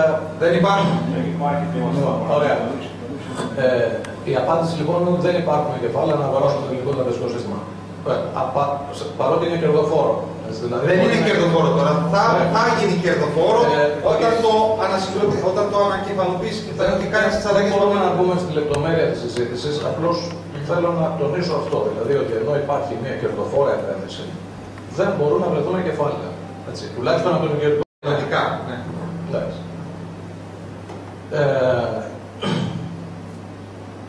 Το δεύτερο κομμάτι που θέλω να ρωτήσω είναι γιατί ασχολούμαστε με τις ιδιωτικές τράπεζες. Το κράτος έχει μια χαρά κρατικές τράπεζες, το ταχυδρομικό ταμιευτήριο, την αγροτική τράπεζα, και μπορεί να παράγει όλη αυτή την πολιτική από εκεί μέσα. Δεν είναι θέμα ότι ασχολούμαστε με τις τράπεζες, ασχολούμαστε με το τραπεζικό σύστημα. Δεν κάνω διάκριση ποια τράπεζα είναι καλή. Ένα λεπτό λίγο να τελειώσω και απαντά σε όλα. Λοιπόν, Όλο αυτό το σχήμα, αυτά τα 30 ή τα 60 δις, θα μπορούσαν να δοθούν στην αγροτική και το τεχνολογικό ταμιευτήριο και να πλημμυρίσουμε την αγορά με χρήμα και επενδύσεις κτλ. Και να παράγουν βέβαια και κέρδη όπως παρήγαγαν μέχρι τώρα αυτές οι κρατικές τράπεζες, γιατί τελικά μιλάμε για κρατικοποίηση των τραπεζών και θα έχουμε την περηφάνεια ότι είναι ελληνικές βέβαια. Κρατικοποίηση θα είναι βραχυπρόθεσμο χαρακτήρα. Δεν θα είναι πάωση. Το προσωρινό ή όχι είναι άλλο θέμα. Μιλάμε πάντως για κρατικοποίηση των τραπεζών, βίαιη, και στην πραγματικότητα μιλάμε για κλοπή περιουσίας των ανθρώπων. Δηλαδή... Όχι, δεν μιλάς καθόλου για κλοπή, γιατί έχεις χάσει. Είσαι κάτω από το 0 τώρα. Μιλάμε για απολύτως κλοπή της περιουσίας, γιατί λέει το κράτος. Όχι, δεν είναι έτσι. Διαφωνώ, όχι, δεν είναι αυτό. Δεν είναι έτσι, δεν στέκει αυτό. Δεν είναι καμιά κλοπή. Αυτή τη στιγμή... Μπορώ να μιλήσω ένα λεπτάκι. Το κράτος λέει, σου χρωστάω 100 δραχμές, δεν έχω να στις δώσω, αλλά έχω να μου δώσεις κοινές μετοχές. Αυτό είναι κλοπή. Όχι. Αν εκδώσεις και κοινές μετοχές. Συγγνώμη, δεν κατάλαβα. Δεν θα πάρει την ιδιοκτησία. Όχι. Δεν θα αγοράσει οι μετοχές. Θα σου δώσω να καταλάβεις αναλογικά. Η Εθνική τώρα έχει 1,3 δισεκατομμύρια μετοχές. Πόσες έχει? Λοιπόν, τι αξία η Εθνική Βαλοπής έχει τώρα, είναι 2,5. Ένα λεπτάκι, θα πείσεις τώρα ότι δεν θα γίνει. Η Εθνική, να σου δώσω να καταλάβεις, χρειάζεται. Δεν θα γίνει κλοπή των μετόχων. Όχι. Η Εθνική, χοντρικά, να σου δώσω να καταλάβεις, χρειάζεται τουλάχιστον λιάν συντηρητικά 10 δισεκατομμύρια. 10, 12, 13, 14, 15, δεν ξέρω πώς είναι. Λοιπόν, αυτά τα λεφτά θα πρέπει να μπουν υπό τη μορφή μετοχών μέσα, αύξηση κεφαλαίου. Όταν λοιπόν εσύ θα κάνεις αύξηση κεφαλαίου 12-13 δις της Εθνικής με 1 ευρώ αναμετοχή, τόσο θα το κάνεις, θα έχεις ξαφνικά 13 δισεκατομμύρια μετοχές στην ιδιοκτησία σου και τα 1.350 θα έχει αγορά. Άρα εσύ θα έχεις ξαφνικά το 90%. Δεν είναι ότι έτσι ακριβώς κρατικοποιείται. Δεν καταλαβαίνω. Αυτό ακριβώς και έτσι περίπου. Προσέξτε. Ένα λεπτάκι λίγο. Έτσι ακριβώς έχουν κρατικοποιηθεί 300 αμερικάνικες τράπεζες τα τελευταία 2 χρόνια. Ένα λεπτάκι λίγο για να βάλουμε τα πράγματα στη θέση τους, έτσι. Όπως και η Northern Rock έτσι κρατικοποιείται. Έτσι γίνεται όταν πέφτει έξω μια τράπεζα. Το κράτος χρωστάει αυτή τη στιγμή 100 ευρώ σε μια τράπεζα και της λέει: δεν σου δίνω 100, σου δίνω 50. Και επειδή με αυτά τα 50 θα καταρρεύσεις, θα σου δώσω τα 50, αλλά θα μου δώσω όλες τις μετοχές σου. Αυτό είναι κλοπή. Όχι, δεν είναι έτσι. Πείτε μου τι ακριβώς δεν είναι έτσι. Ακριβώς δεν είναι έτσι. Άλλο δεν είναι έτσι. Μισό λεπτό για να απαντήσω. Εγώ τελείωσα με τις ερωτήσεις. Θέλω μια παρατήρηση. Και δεν κλέβανε οι μέτοχοι των τραπεζών που τόσα χρόνια παίρνανε εγγύηση από το ελληνικό δημόσιο και τις βάζαν στην Ευρωπαϊκή Κεντρική Τράπεζα με 1% και φεσώσαν την ελληνική κοινωνία. Με συγχωρείς πάρα πολύ. Δεν γνωρίζεις ότι εκτός από τα ομόλογα που έχουν στα χαρτοφυλάκια τους οι τράπεζες και είναι λεφτά που χρωστάει το δημόσιο συγγνώμη, πήραν και κρατικές εγγυήσεις ύψους 230 δις τα τελευταία 6 χρόνια με υπογραφές Αλογοσκούς, Παπαθανασίου και Λουκά Παπαδήμου το 2002. Τα βάζαν στην Ευρωπαϊκή Κεντρική Τράπεζα, Στέλιο μου, παίρνανε με 1% επιτόκιο credit line, φεσώνανε τους Έλληνες εδώ με τα δάκρυα στα κρατικά καταναλωτικά και δεν φορολογούσαν τον ίδιο συντέλεση όπως οι πολίτες από πίσω. Το μικρόφωνο. Εκατομμύρια που λείψανε από αυτές τις καταθέσεις. Πρέπει να διευθύνει τη συζήτηση ο Λιβάνης και ο κύριος από πίσω. Ας υποθέσουμε ότι το σχέδιο που παρουσίασες προχωράει. Ναι. Τα 60 δισεκατομμύρια θα είναι εικονικό, λογιστικό χρήμα. Δεν μπαίνουν στα ταμεία των τραπεζών. Με δεδομένο ότι συλλογισμούς δεν είναι εικονικό, δεν υπάρχει εικονικό. Είναι πιστώσεις. Είναι πιστώσεις. Όλα είναι, πατάς 2 πληκτρολόγια και τα έχεις. Δεν μπορούν να βγουν από τα ταμεία των τραπεζών αυτά τα χρήματα να χρηματοδοτήσουν την αγορά. Φυσικά και μπορούν. Αν συγκεντρώσουν καταθέσεις. Αν προσελκύσουν καταθέσεις. Κοίτα, οι καταθέσεις πρέπει να προσελκύσουν έτσι κι αλλιώς, αλλά. Μισό λεπτό, εκεί θέλω να καταλήξω. Έχουμε αυτή τη στιγμή τις τράπεζες να έχουν 255 δισεκατομμύρια χορηγήσεις. Και οι καταθέσεις που έχουν 255 και 180 κάτι έχουν μείνει οι καταθέσεις μετά την απόσυρση όσων ήδη διενεργήθηκαν. Τι σε κάνει να πιστεύεις ότι εκτός από το πρόβλημα των τραπεζών που αποτέλεσε την αιτία της φυγής των κεφαλαίων, δεν είναι σημαντικότερο το ρίσκο χώρας και ο φόβος της δραχμής που έχει διώξει καταθέσεις. Είναι και αυτό. Εάν το δεχτούμε αυτό και για μένα είναι σημαντικότερο, γιατί θα επανακάμψουν οι καταθέσεις, πρώτον. Και δεύτερον. Να σου απαντήσω ένα παιδί. Γιατί θα επανακάμψουν. Όταν εσύ θα φτιάξεις τις τράπεζες της ανακεφαλοποίησης, εντάξει, και αναπληρώσεις 50-60 δισεκατομμύρια που έχουν χάσει και δεν έχουν διαγραφεί, γιατί πρόσεξε,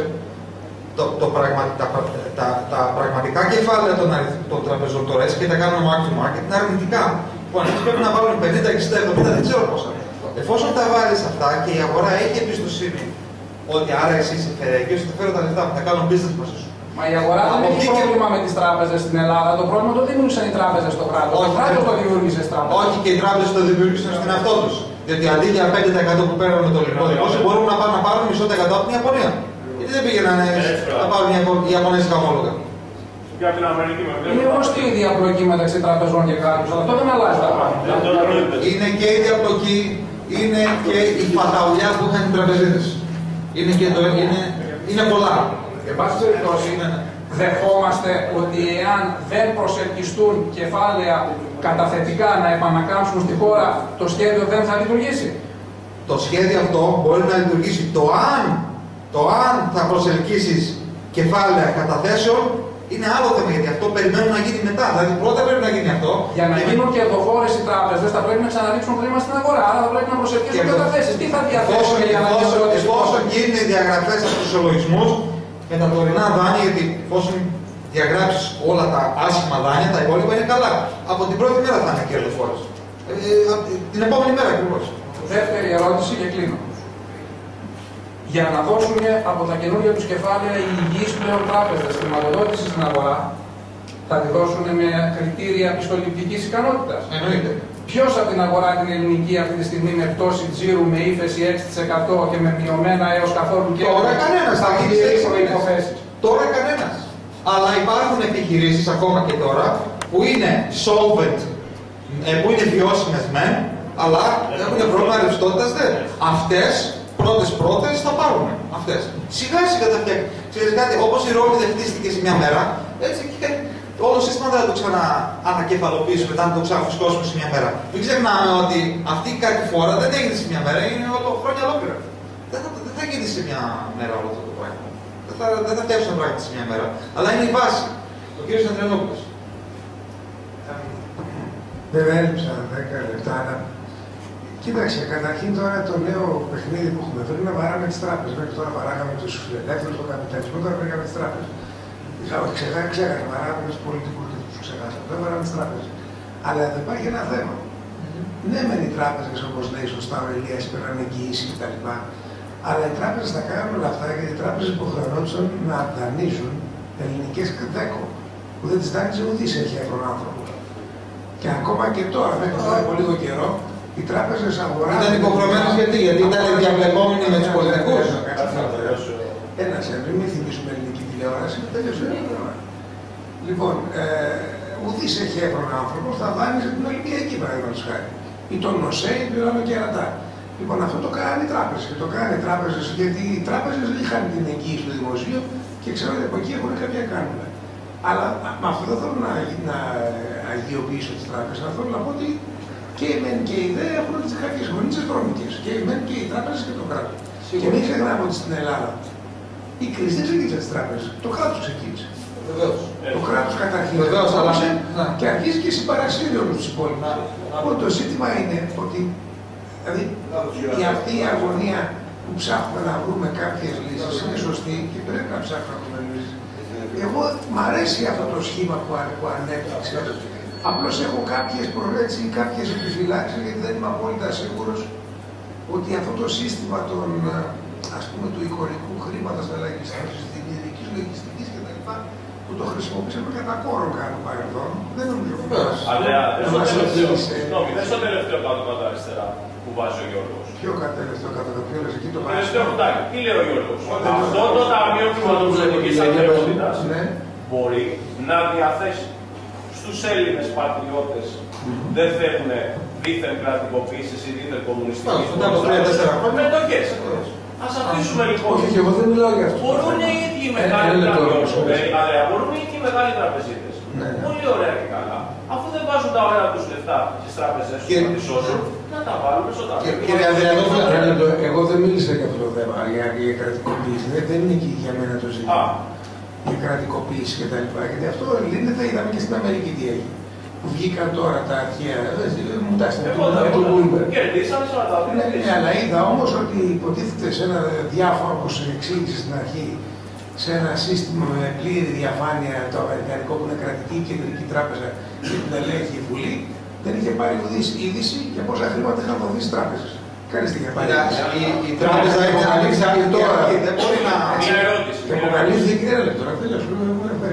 Και αποκαλύφθηκε τώρα πόσα είχε δώσει η τράπεζα και προσπαθεί η κεντρική αμερικανική να αποδείξει ότι δεν έχασε.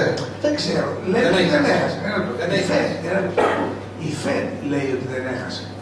Ο οργανισμός τους ξέρει. 72 δισεκατομμύρια δολάρια πήγανε πέρσι, επέστρεψαν στο γύρο της Treasury, στο Υπουργείο Οικονομικών. Ένα λεπτό. Αυτά όλα τα ξέρουν επειδή τα λέει η ΦΕΔ. Όχι, ένα λεπτό. Αφού ήταν τόσο διάφανα και θα κέρδιζε. Όχι, ένα λεπτό. Δεν είναι θέμα διαφάνειας. Κέρδιζε τόσα πολλά λεφτά η ΦΕΔ. Μα δεν μπορεί η ΦΕΔ να δίνει λογαριασμό όλα τα transactions. Μπορώ να τελειώσω την ερώτηση. Ρωτάω και μετά απαντάς. Άμα είναι απαντάς πριν ρωτήσω, τότε δεν κάνουμε τίποτα. Αυτά είναι σε σχιζοφρένεια. Λοιπόν, εάν ήταν τόσο διάφανα και τόσο φανερά, γιατί ο κύριος Πόλσον, ο Πόλσον της τράπεζας, έτσι και ο άλλος Πόλσον, γιατί δεν τα παρουσίαζε στο Κογκρέσο όταν τα έδινε. Ναι, πάει και αλλά βγαίνουμε τώρα πόσα είχε δώσει όταν ήταν κρυμμένα. Όχι, Ανδρέα. Όλα τα παρουσίασε και κριθήκαν και από το Κογκρέσο να αποτελέσουν του Bloomberg η έκθεση που εσύ μου έστειλες, λέει ακριβώς το ανάποδο. Λέει ότι δεν είχαν ιδέα και βγήκανε τώρα αυτά στην επιφάνεια όταν παρουσιαστήκαν τα έγγραφα που είχαν τότε διακινήσει. Τότε η Βουλή και το Κογκρέσο δεν είχε είδηση. Η σκηνή που ο Κάρτερ γονάτισε στην Πελώση, στην πρόεδρο της Βουλής και Γερουσίας, είναι γνωστή και την παρακάλεσε. Ακριβώς έτσι ήταν γεγραμμένο. Τότε γιατί αυτό το έγγραφο που μου έστειλες λέει ότι τα κρυμμένα τα έγγραφα. Λέει ότι τα κρυμμένα. Λέει ότι κερδίσανε 42 δις από τα κρυμμένα. Θα το φέρω από κάτω. Δεν λέει αυτό. Στο τέλος λέει αυτό που λες. Αλλά στην αρχή ήταν κρυμμένα τα έγγραφα. Η Γερουσία δεν ήξερε και η Βουλή πόσα λεφτά είχαν δοθεί. Κύριε Ανδριανόπουλε, και αυτά αποκαλυφθήκαν τώρα και η ΦΕΔ επιμένει με τα νούμερα αυτά ότι είχε κέρδος. Αλλά με τον ίδιο τρόπο που η ΦΕΔ έκρυβε τι έδινε, εγώ θεωρώ ότι εξού μπορεί να έκρυβε και τι κέρδισε. Ή αν κέρδισε. Και πόσα κέρδισε. Άλλη ερώτηση. Όχι αυτό, δεν έχω προτείνει. Η ΦΕΔ δεν έχασε επειδή δεν έχει κάνει write down στα δάνεια που έχει αγοράσει και δεν μπορεί να κάνει οτιδήποτε. Αυτό είναι λογιστικό χρήμα που έβαλε η ΦΕΔ. Όχι, είναι χρήμα. Θα το δούμε σε 2-3 χρόνια να σκάσει και αυτή. Είναι δάνεια επί ενεχείρου τα οποία τα έδωσε και μετά για να τα αγοράσει και να τα πάρει πίσω γιατί τα ήθελε πίσω. Θα το δούμε σε 2-3 χρόνια να σκάσει και αυτή. Μπορεί, δεν είναι ακριβώς. Είναι απάτη της απάτης. Μπορεί. Επιχειρήσεις που παίρνουν δάνεια που δανείζουν οι αμερικανικές τράπεζες έχουν ίδιες όμως προοπτικές ανάπτυξης και κερδοφορίες με ευκαιρίες που δανείζουν ελληνικές τράπεζες ή μάλλον χρηματοδοτούν σε κάποιες περιπτώσεις. Δεν το κατάλαβα. Οι επιχειρήσεις που δανείζουν τα χρήματα στις αμερικανικές τράπεζες που είναι πελάτες που χρηματοδοτούνται, που εμπορεύονται με βάση τις Αμερικίδες.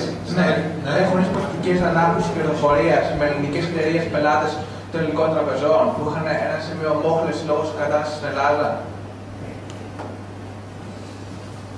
Δεν το κατάλαβα. Σώζονται με τράπεζα Αμερική, πελάτες αργότερα, έχουν κερδοφορία και στην Ελλάδα ποιες εταιρείες, ποιοι κλάδοι θα προσφέρουν ανάπτυξη στο μέλλον. Στην Ελλάδα, κάτσε να φτιάξουμε το σύστημα και θα δούμε. Κάτσε να γίνουμε λίγο βιώσιμοι. Τα χρήματα πού θα ρευστούν ώστε να επανέλθουμε με το τόκο και να βάλουν κέρδος. Κάτσε να μπαλώσουμε λογιστικά το σύστημα και αυτά είναι το πρώτο. Προτεύει πρώτα να γίνουμε ταμιακά βιώσιμοι που δεν είμαστε. Το πρώτο πράγμα που πρέπει να γίνουμε ταμιακά βιώσιμοι. Ο κύριος. Θέλω να θυμίσω και στον κύριο Ανδριανόπουλο, έτσι ήμασταν εδώ, τα εκπρόσωποι της Ένωσης Ελληνικών Τραπεζών. Ο κύριος Νασίμ και ο κύριος Κόντος, τρία πράγματα. Μία, τα δάνεια εξυπηρετούνται εξαιρετικά στο τραπεζικό σύστημα και τρίτον, δεν θα χρειάζεται να έχει ανακεφαλοποίηση. Wishful thinking. Ναι, αυτά τα τρία πράγματα μας είχε πει και απαντώντας αυτό το ερώτημα. Ήδη δεν γίνεται ακόμα και τώρα οι τράπεζες. Ναι, βέβαια. Το δεύτερο που θέλω να πω. Με τις τράπεζες δεν μας πει. Πολύ σωστά. Ήταν εκτός πραγματικότητας. Εκείνο που θέλω να πω είναι το εξής και να ρωτήσω γιατί δεν το ξέρω.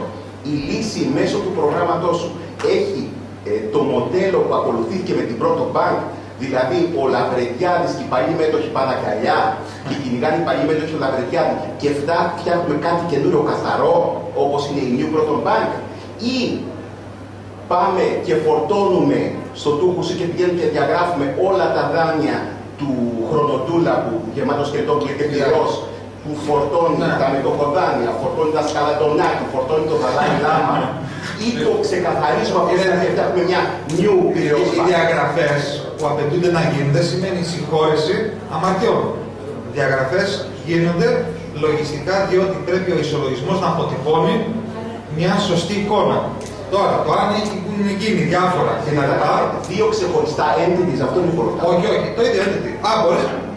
Η πρώτον έχει δύο διαφορετικά. Πώς θα το κάνεις, όχι, δεν έχει σημασία. Όχι, μπορείς να φτιάξεις άλλο entity, παίρνει τα πάγια και τα λοιπά τις υποχρεώσεις και αυτό δεν είναι σημαντικό. Αυτό είναι δευτερεύον θέμα. Το σημαντικό όμως που είπατε, το ότι δηλαδή αν θα γίνει έρευνα ή όχι σε ορισμένα πράγματα μέσα, αυτό νομίζω ότι θα γίνει και είναι ανεξάρτητα το πώς ακριβώς γίνει αυτό, είτε γίνει ακριβώς ή γίνει κάτι άλλο. Δηλαδή το ότι ενδεχομένως θα χρειαστεί να γίνουν ορισμένες έρευνες στο ελληνικό τραπεζικό σύστημα, να δούμε διάφορα conflict of interest και διάφορα δάνεια που είχαν υπαρθεί από ποιους και τα λοιπά και που πήγανε. Και αν είναι αντικανονικά ή όχι, νομίζω είναι ένα ανεξάρτητο θέμα και νομίζω, ελπίζω τουλάχιστον, να γίνει, ειδικά τώρα με το Τούκουσι που θα είναι 60-40. Τέλος πάντων, θέλω να πιστεύω ότι επειδή θα έχουν το control, να το πούμε έτσι, ή της Ευρώπης στο ΔΣ εκεί πέρα, βεβαίως θεωρητικά έχει κάποια αρνητικά, αλλά όσον αφορά για τη διαφάνεια και να ξεκαθαρίσει η κατάσταση, νομίζω θα είναι προς αυτή την κατεύθυνση. Ευχαριστώ.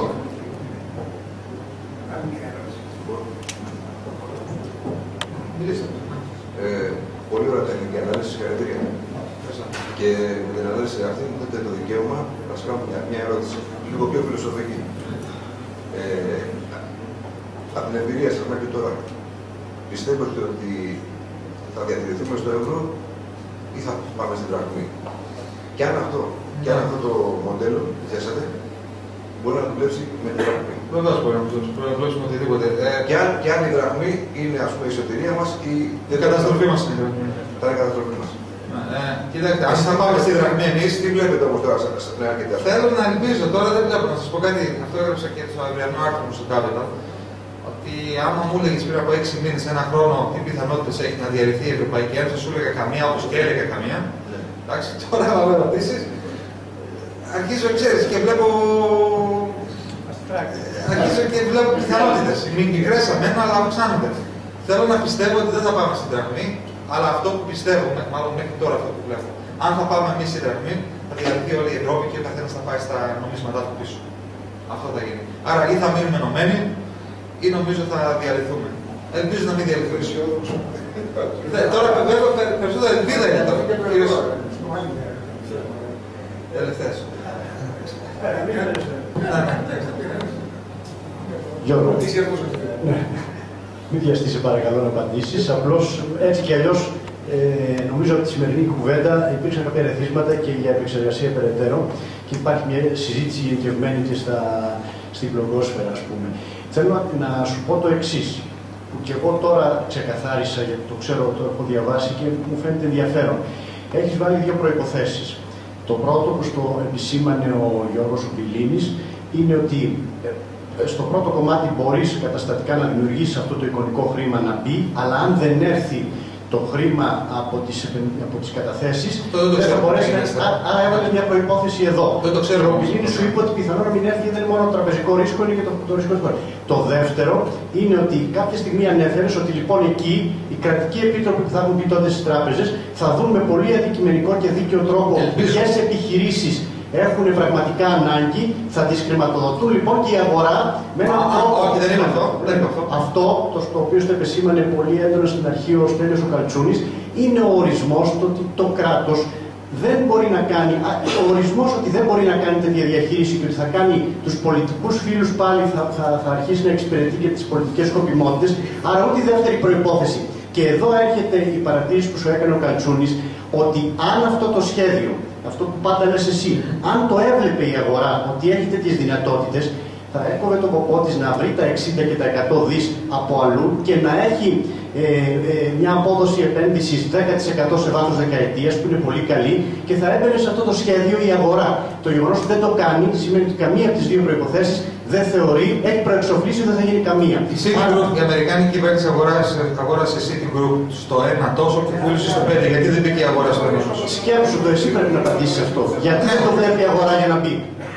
Γιατί καμία από τις δύο προϋποθέσεις που δεν υπάρχουν αρκετά λεφτά. 60 δις για να βάλεις ένα δύο πράγματα δεν υπάρχουν. Δηλαδή δεν έχει γίνει. Νομίζω 5 δις αύξηση κεφαλαίου που έκανε η Μαφή πριν από 2-3 χρόνια, πότε ήταν μεγαλύτερη στην Ευρώπη. 5 δις ευρώ, να καταλάβετε, αυτά που πήγαν στη Μαφή, είναι ένα τεράστιο ποσό. Δεν είναι απάντηση. Είχε κλείσει με αισιόδοξο τρόπο. Άλλη μια ερώτηση. Λοιπόν, Γιώργο, όπως θυμάσαι, το θέμα του ΕΛΑ, πρώτος εγώ το έχω συζητήσει και στο έχω πει κιόλας. Το πρόβλημα είναι όμως ότι με τις σημερινές συνθήκες οι όροι χρήσης του ΕΛΑ έχουν αλλάξει. Όταν το είχαμε πρώτο συζητήσει και όταν το πρώτο είχα αναφέρει, το Ιανουάριο του 2010, τότε ίσχυαν ακόμα οι συνθήκες που χρησιμοποίησε και η Ιρλανδία. Έκτοτε έχουν αλλάξει και έχουν γίνει πολύ πιο συντηρητικοί οι όροι. Ακριβώς. Θέλω να πω λοιπόν το πρώτο πρόβλημα είναι αυτό. Όπως βλέπεις τώρα, χρεώνουν τις τράπεζες 3,5%. Αυτό είναι μόνο ένας όρος, υπάρχουν και πολλοί άλλοι. Το δεύτερο πρόβλημα είναι αυτό που είπε ο κύριος από πίσω, ότι πρέπει να λάβεις υπόψη και την πιστοληπτική ικανότητα των δανειζομένων. Σε μια κατάσταση ύφεσης υπάρχει πρόβλημα κατά πόσο αυτό το χρήμα θα πέσει. Συμφωνώ, δεν θα απορροφηθεί. Θέλω να υπενθυμίσω σε πολλούς κυρίους που εδώ μιλάνε με καταθέσεων ότι υπάρχει και η άλλη θεωρία, η οποία λέει πρώτα έρχονται οι πιστώσεις και μετά έρχονται οι καταθέσεις. Και αυτό. Πολύ καλά. Λοιπόν, μόνο που δεν κλείσει. Ευχαριστώ πάρα πολύ. Εγώ δεν στην πρώτη προηγούμενη ερώτηση που δεν έκλεινες αισιόδοξα. Τώρα μου το χάλασες πάλι. Εγώ να ευχαριστήσω τον κύριο Κεσάρα για την πολύ ενδιαφέρουσα εξήγηση που μας έκανε. Άνοιξε διαδρόμου σκέψεων. Εγώ δεν λέω ότι για πολύ πιστή μας απέδειξε και αυτή είναι η λύση. Δηλαδή, ομολογώ ότι αν μου έλεγε κάποιο από τον Υπουργό των Οικονομικών να εφαρμόσει αυτό το σχέδιο, 3 μέρες δεν κοιμόμουν καλά μέχρι να αποφασίσω ακριβώς τι θα γίνει. Δεν είναι εύκολο πράγμα. Και κυρίως δεν είναι εύκολο για ένα πράγμα που είπε, που το είπε και τώρα. Ότι πρέπει να έρθει κάποια στιγμή ρευστότητα. Τώρα από ποιος θα έρθει. Σε αυτό θέλω να σημειώσω ότι την περασμένη εβδομάδα είχαμε την ομιλία του Ηλία του Καραβόλια για το θέμα της σύγκρουσης τραπεζών και κρατών και αγορών. Και εκεί είπε κάτι πάρα πολύ ενδιαφέρον και αξίζει να δείτε αυτό το βιβλίο. Μίλησε για το βιβλίο του Βάινερ, το Shadow Market, για τα περίφημα Sovereign Wealth Funds, δηλαδή τα κρατικά επενδυτικά ταμεία, όπου ουσιαστικά έχουν στα χέρια τους τη μεγαλύτερη ρευστότητα στη γη αυτή την ώρα. Άρα αυτή τη στιγμή μη γελιόμαστε. Αν δεν έρθει από εκεί κάποια ένδειξη ότι υπάρχει ενδιαφέρον για λύση, η Ευρώπη είναι τελειωμένη. Και για την ώρα, από ό,τι βλέπω, τα ταμεία αυτά επενδύουν στη Manchester City ή σε κάτι κτίρια, στο Λονδίνο κτλ. Αλλά επενδύσεις υποδομής για ανάπτυξη στις χώρες της Ευρώπης δεν το βλέπω να γίνεται. Και εκεί θα συμφωνούσα μαζί σου ότι βασικά είναι οι δομές της Ευρώπης οι οποίες είναι απερχαιωμένες και οι οποίες δεν μπορούν να ξεφύγουν από την αντίληψη ενός ξεπερασμένου κρατισμού. Νομίζω ότι εκεί είναι το πρόβλημα. Δηλαδή, κανείς δεν έρχεται να επενδύσει σε μια ήπειρο η οποία δεν μπορεί να ξεκολλήσει από θέσφατα τα οποία την κυνηγάνε τα τελευταία 100 χρόνια. Θυμάμαι ότι πριν από 3 χρόνια περίπου προσπάθησαν οι Γάλλοι να κάνουν, λίγο πριν αναλάβει, ήταν ακόμα ο Σιράκ τότε, πήγαν να κάνουν ένα είδος Νταβός γαλλικού κάτω στο νότο, στην Τρενό, που είχαν στο Σεντροπέ, κάπου εκεί να το κάνουν. Και ήρθαν οι Κινέζοι. Και άρχισαν οι Γάλλοι βεβαίως, ο Σιράκ κυρίως, την εξηγητική του στην εισήγηση, να κατηγορεί την παγκοσμιοποίηση, τις ελεύθερες αγορές, τα γνωστά. Και σηκώνει το Κινέζο ο υπουργός των Οικονομικών και λέει: τι καθόλου να βάζετε με τις αγορές. και δεν κοιτάτε λίγο τον εαυτό στον καθρέφτη. Εφαρμόζετε απεικιωμένες πολιτικές ενός δίσκαμπτου κρατισμού. Και εμείς δεν πρόκειται να σας λυπηθούμε, αν συνεχίσετε σε αυτή τη γραμμή. Είσαστε καταδικασμένοι σε αδιέξοδο. Αν δεν το καταλαβαίνετε εσείς, δεν μπορούμε να κάνουμε εμείς τίποτα για εσάς. Και αυτή είναι η πραγματικότητα αυτή τη στιγμή. Θέλω να πω λοιπόν ότι θα πρέπει να σκεφτούμε πάρα πολύ, σαν Ευρώπη το απαιτώ για σένα. Εμείς σαν Ελλάδα έχουμε ήδη περάσει το ευρωπαϊκό. Αλλά σαν Ευρώπη πρέπει να σκεφτούμε πάρα πολύ σοβαρά ότι με αυτές τις αντιλήψεις δεν πάμε πουθενά. Δεν υπάρχει περίπτωση να ξεφύγουμε. Και κυρίως βέβαια από το γεγονός ότι έχουμε πλέον στην Ευρωζώνη 17 ανεξάρτητες χώρες, οι οποίες έχουν 17 εθνικά συμφέροντα και ο καθένας κοιτάει την προοπτική του δικού του συμφέροντος. Έχει κάτι κοινό. Και αυτό το ζήτημα.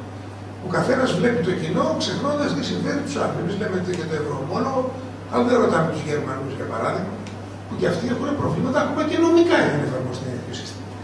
Λοιπόν, να δούμε, υπάρχουν διάφορες ιδέες. Ελπίζω να βρεθεί κάποια ιδέα και στη Σύνοδο Κορυφής κάποια από αυτές τις ιδέες να είναι και δική σου.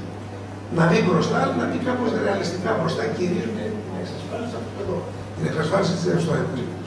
Ευχαριστώ πάρα πολύ για όλους. Σας υπενθυμίζω ότι η επόμενη εκδήλωσή μας είναι 8 του μηνός, 8 Δεκεμβρίου, με τον καθηγητή του Πανεπιστημίου αυτού, τον κύριο Πάνο Πίτρο, θα μιλήσει για τις προκλήσεις της παγκοσμιοποίησης. Ευχαριστώ πάρα πολύ.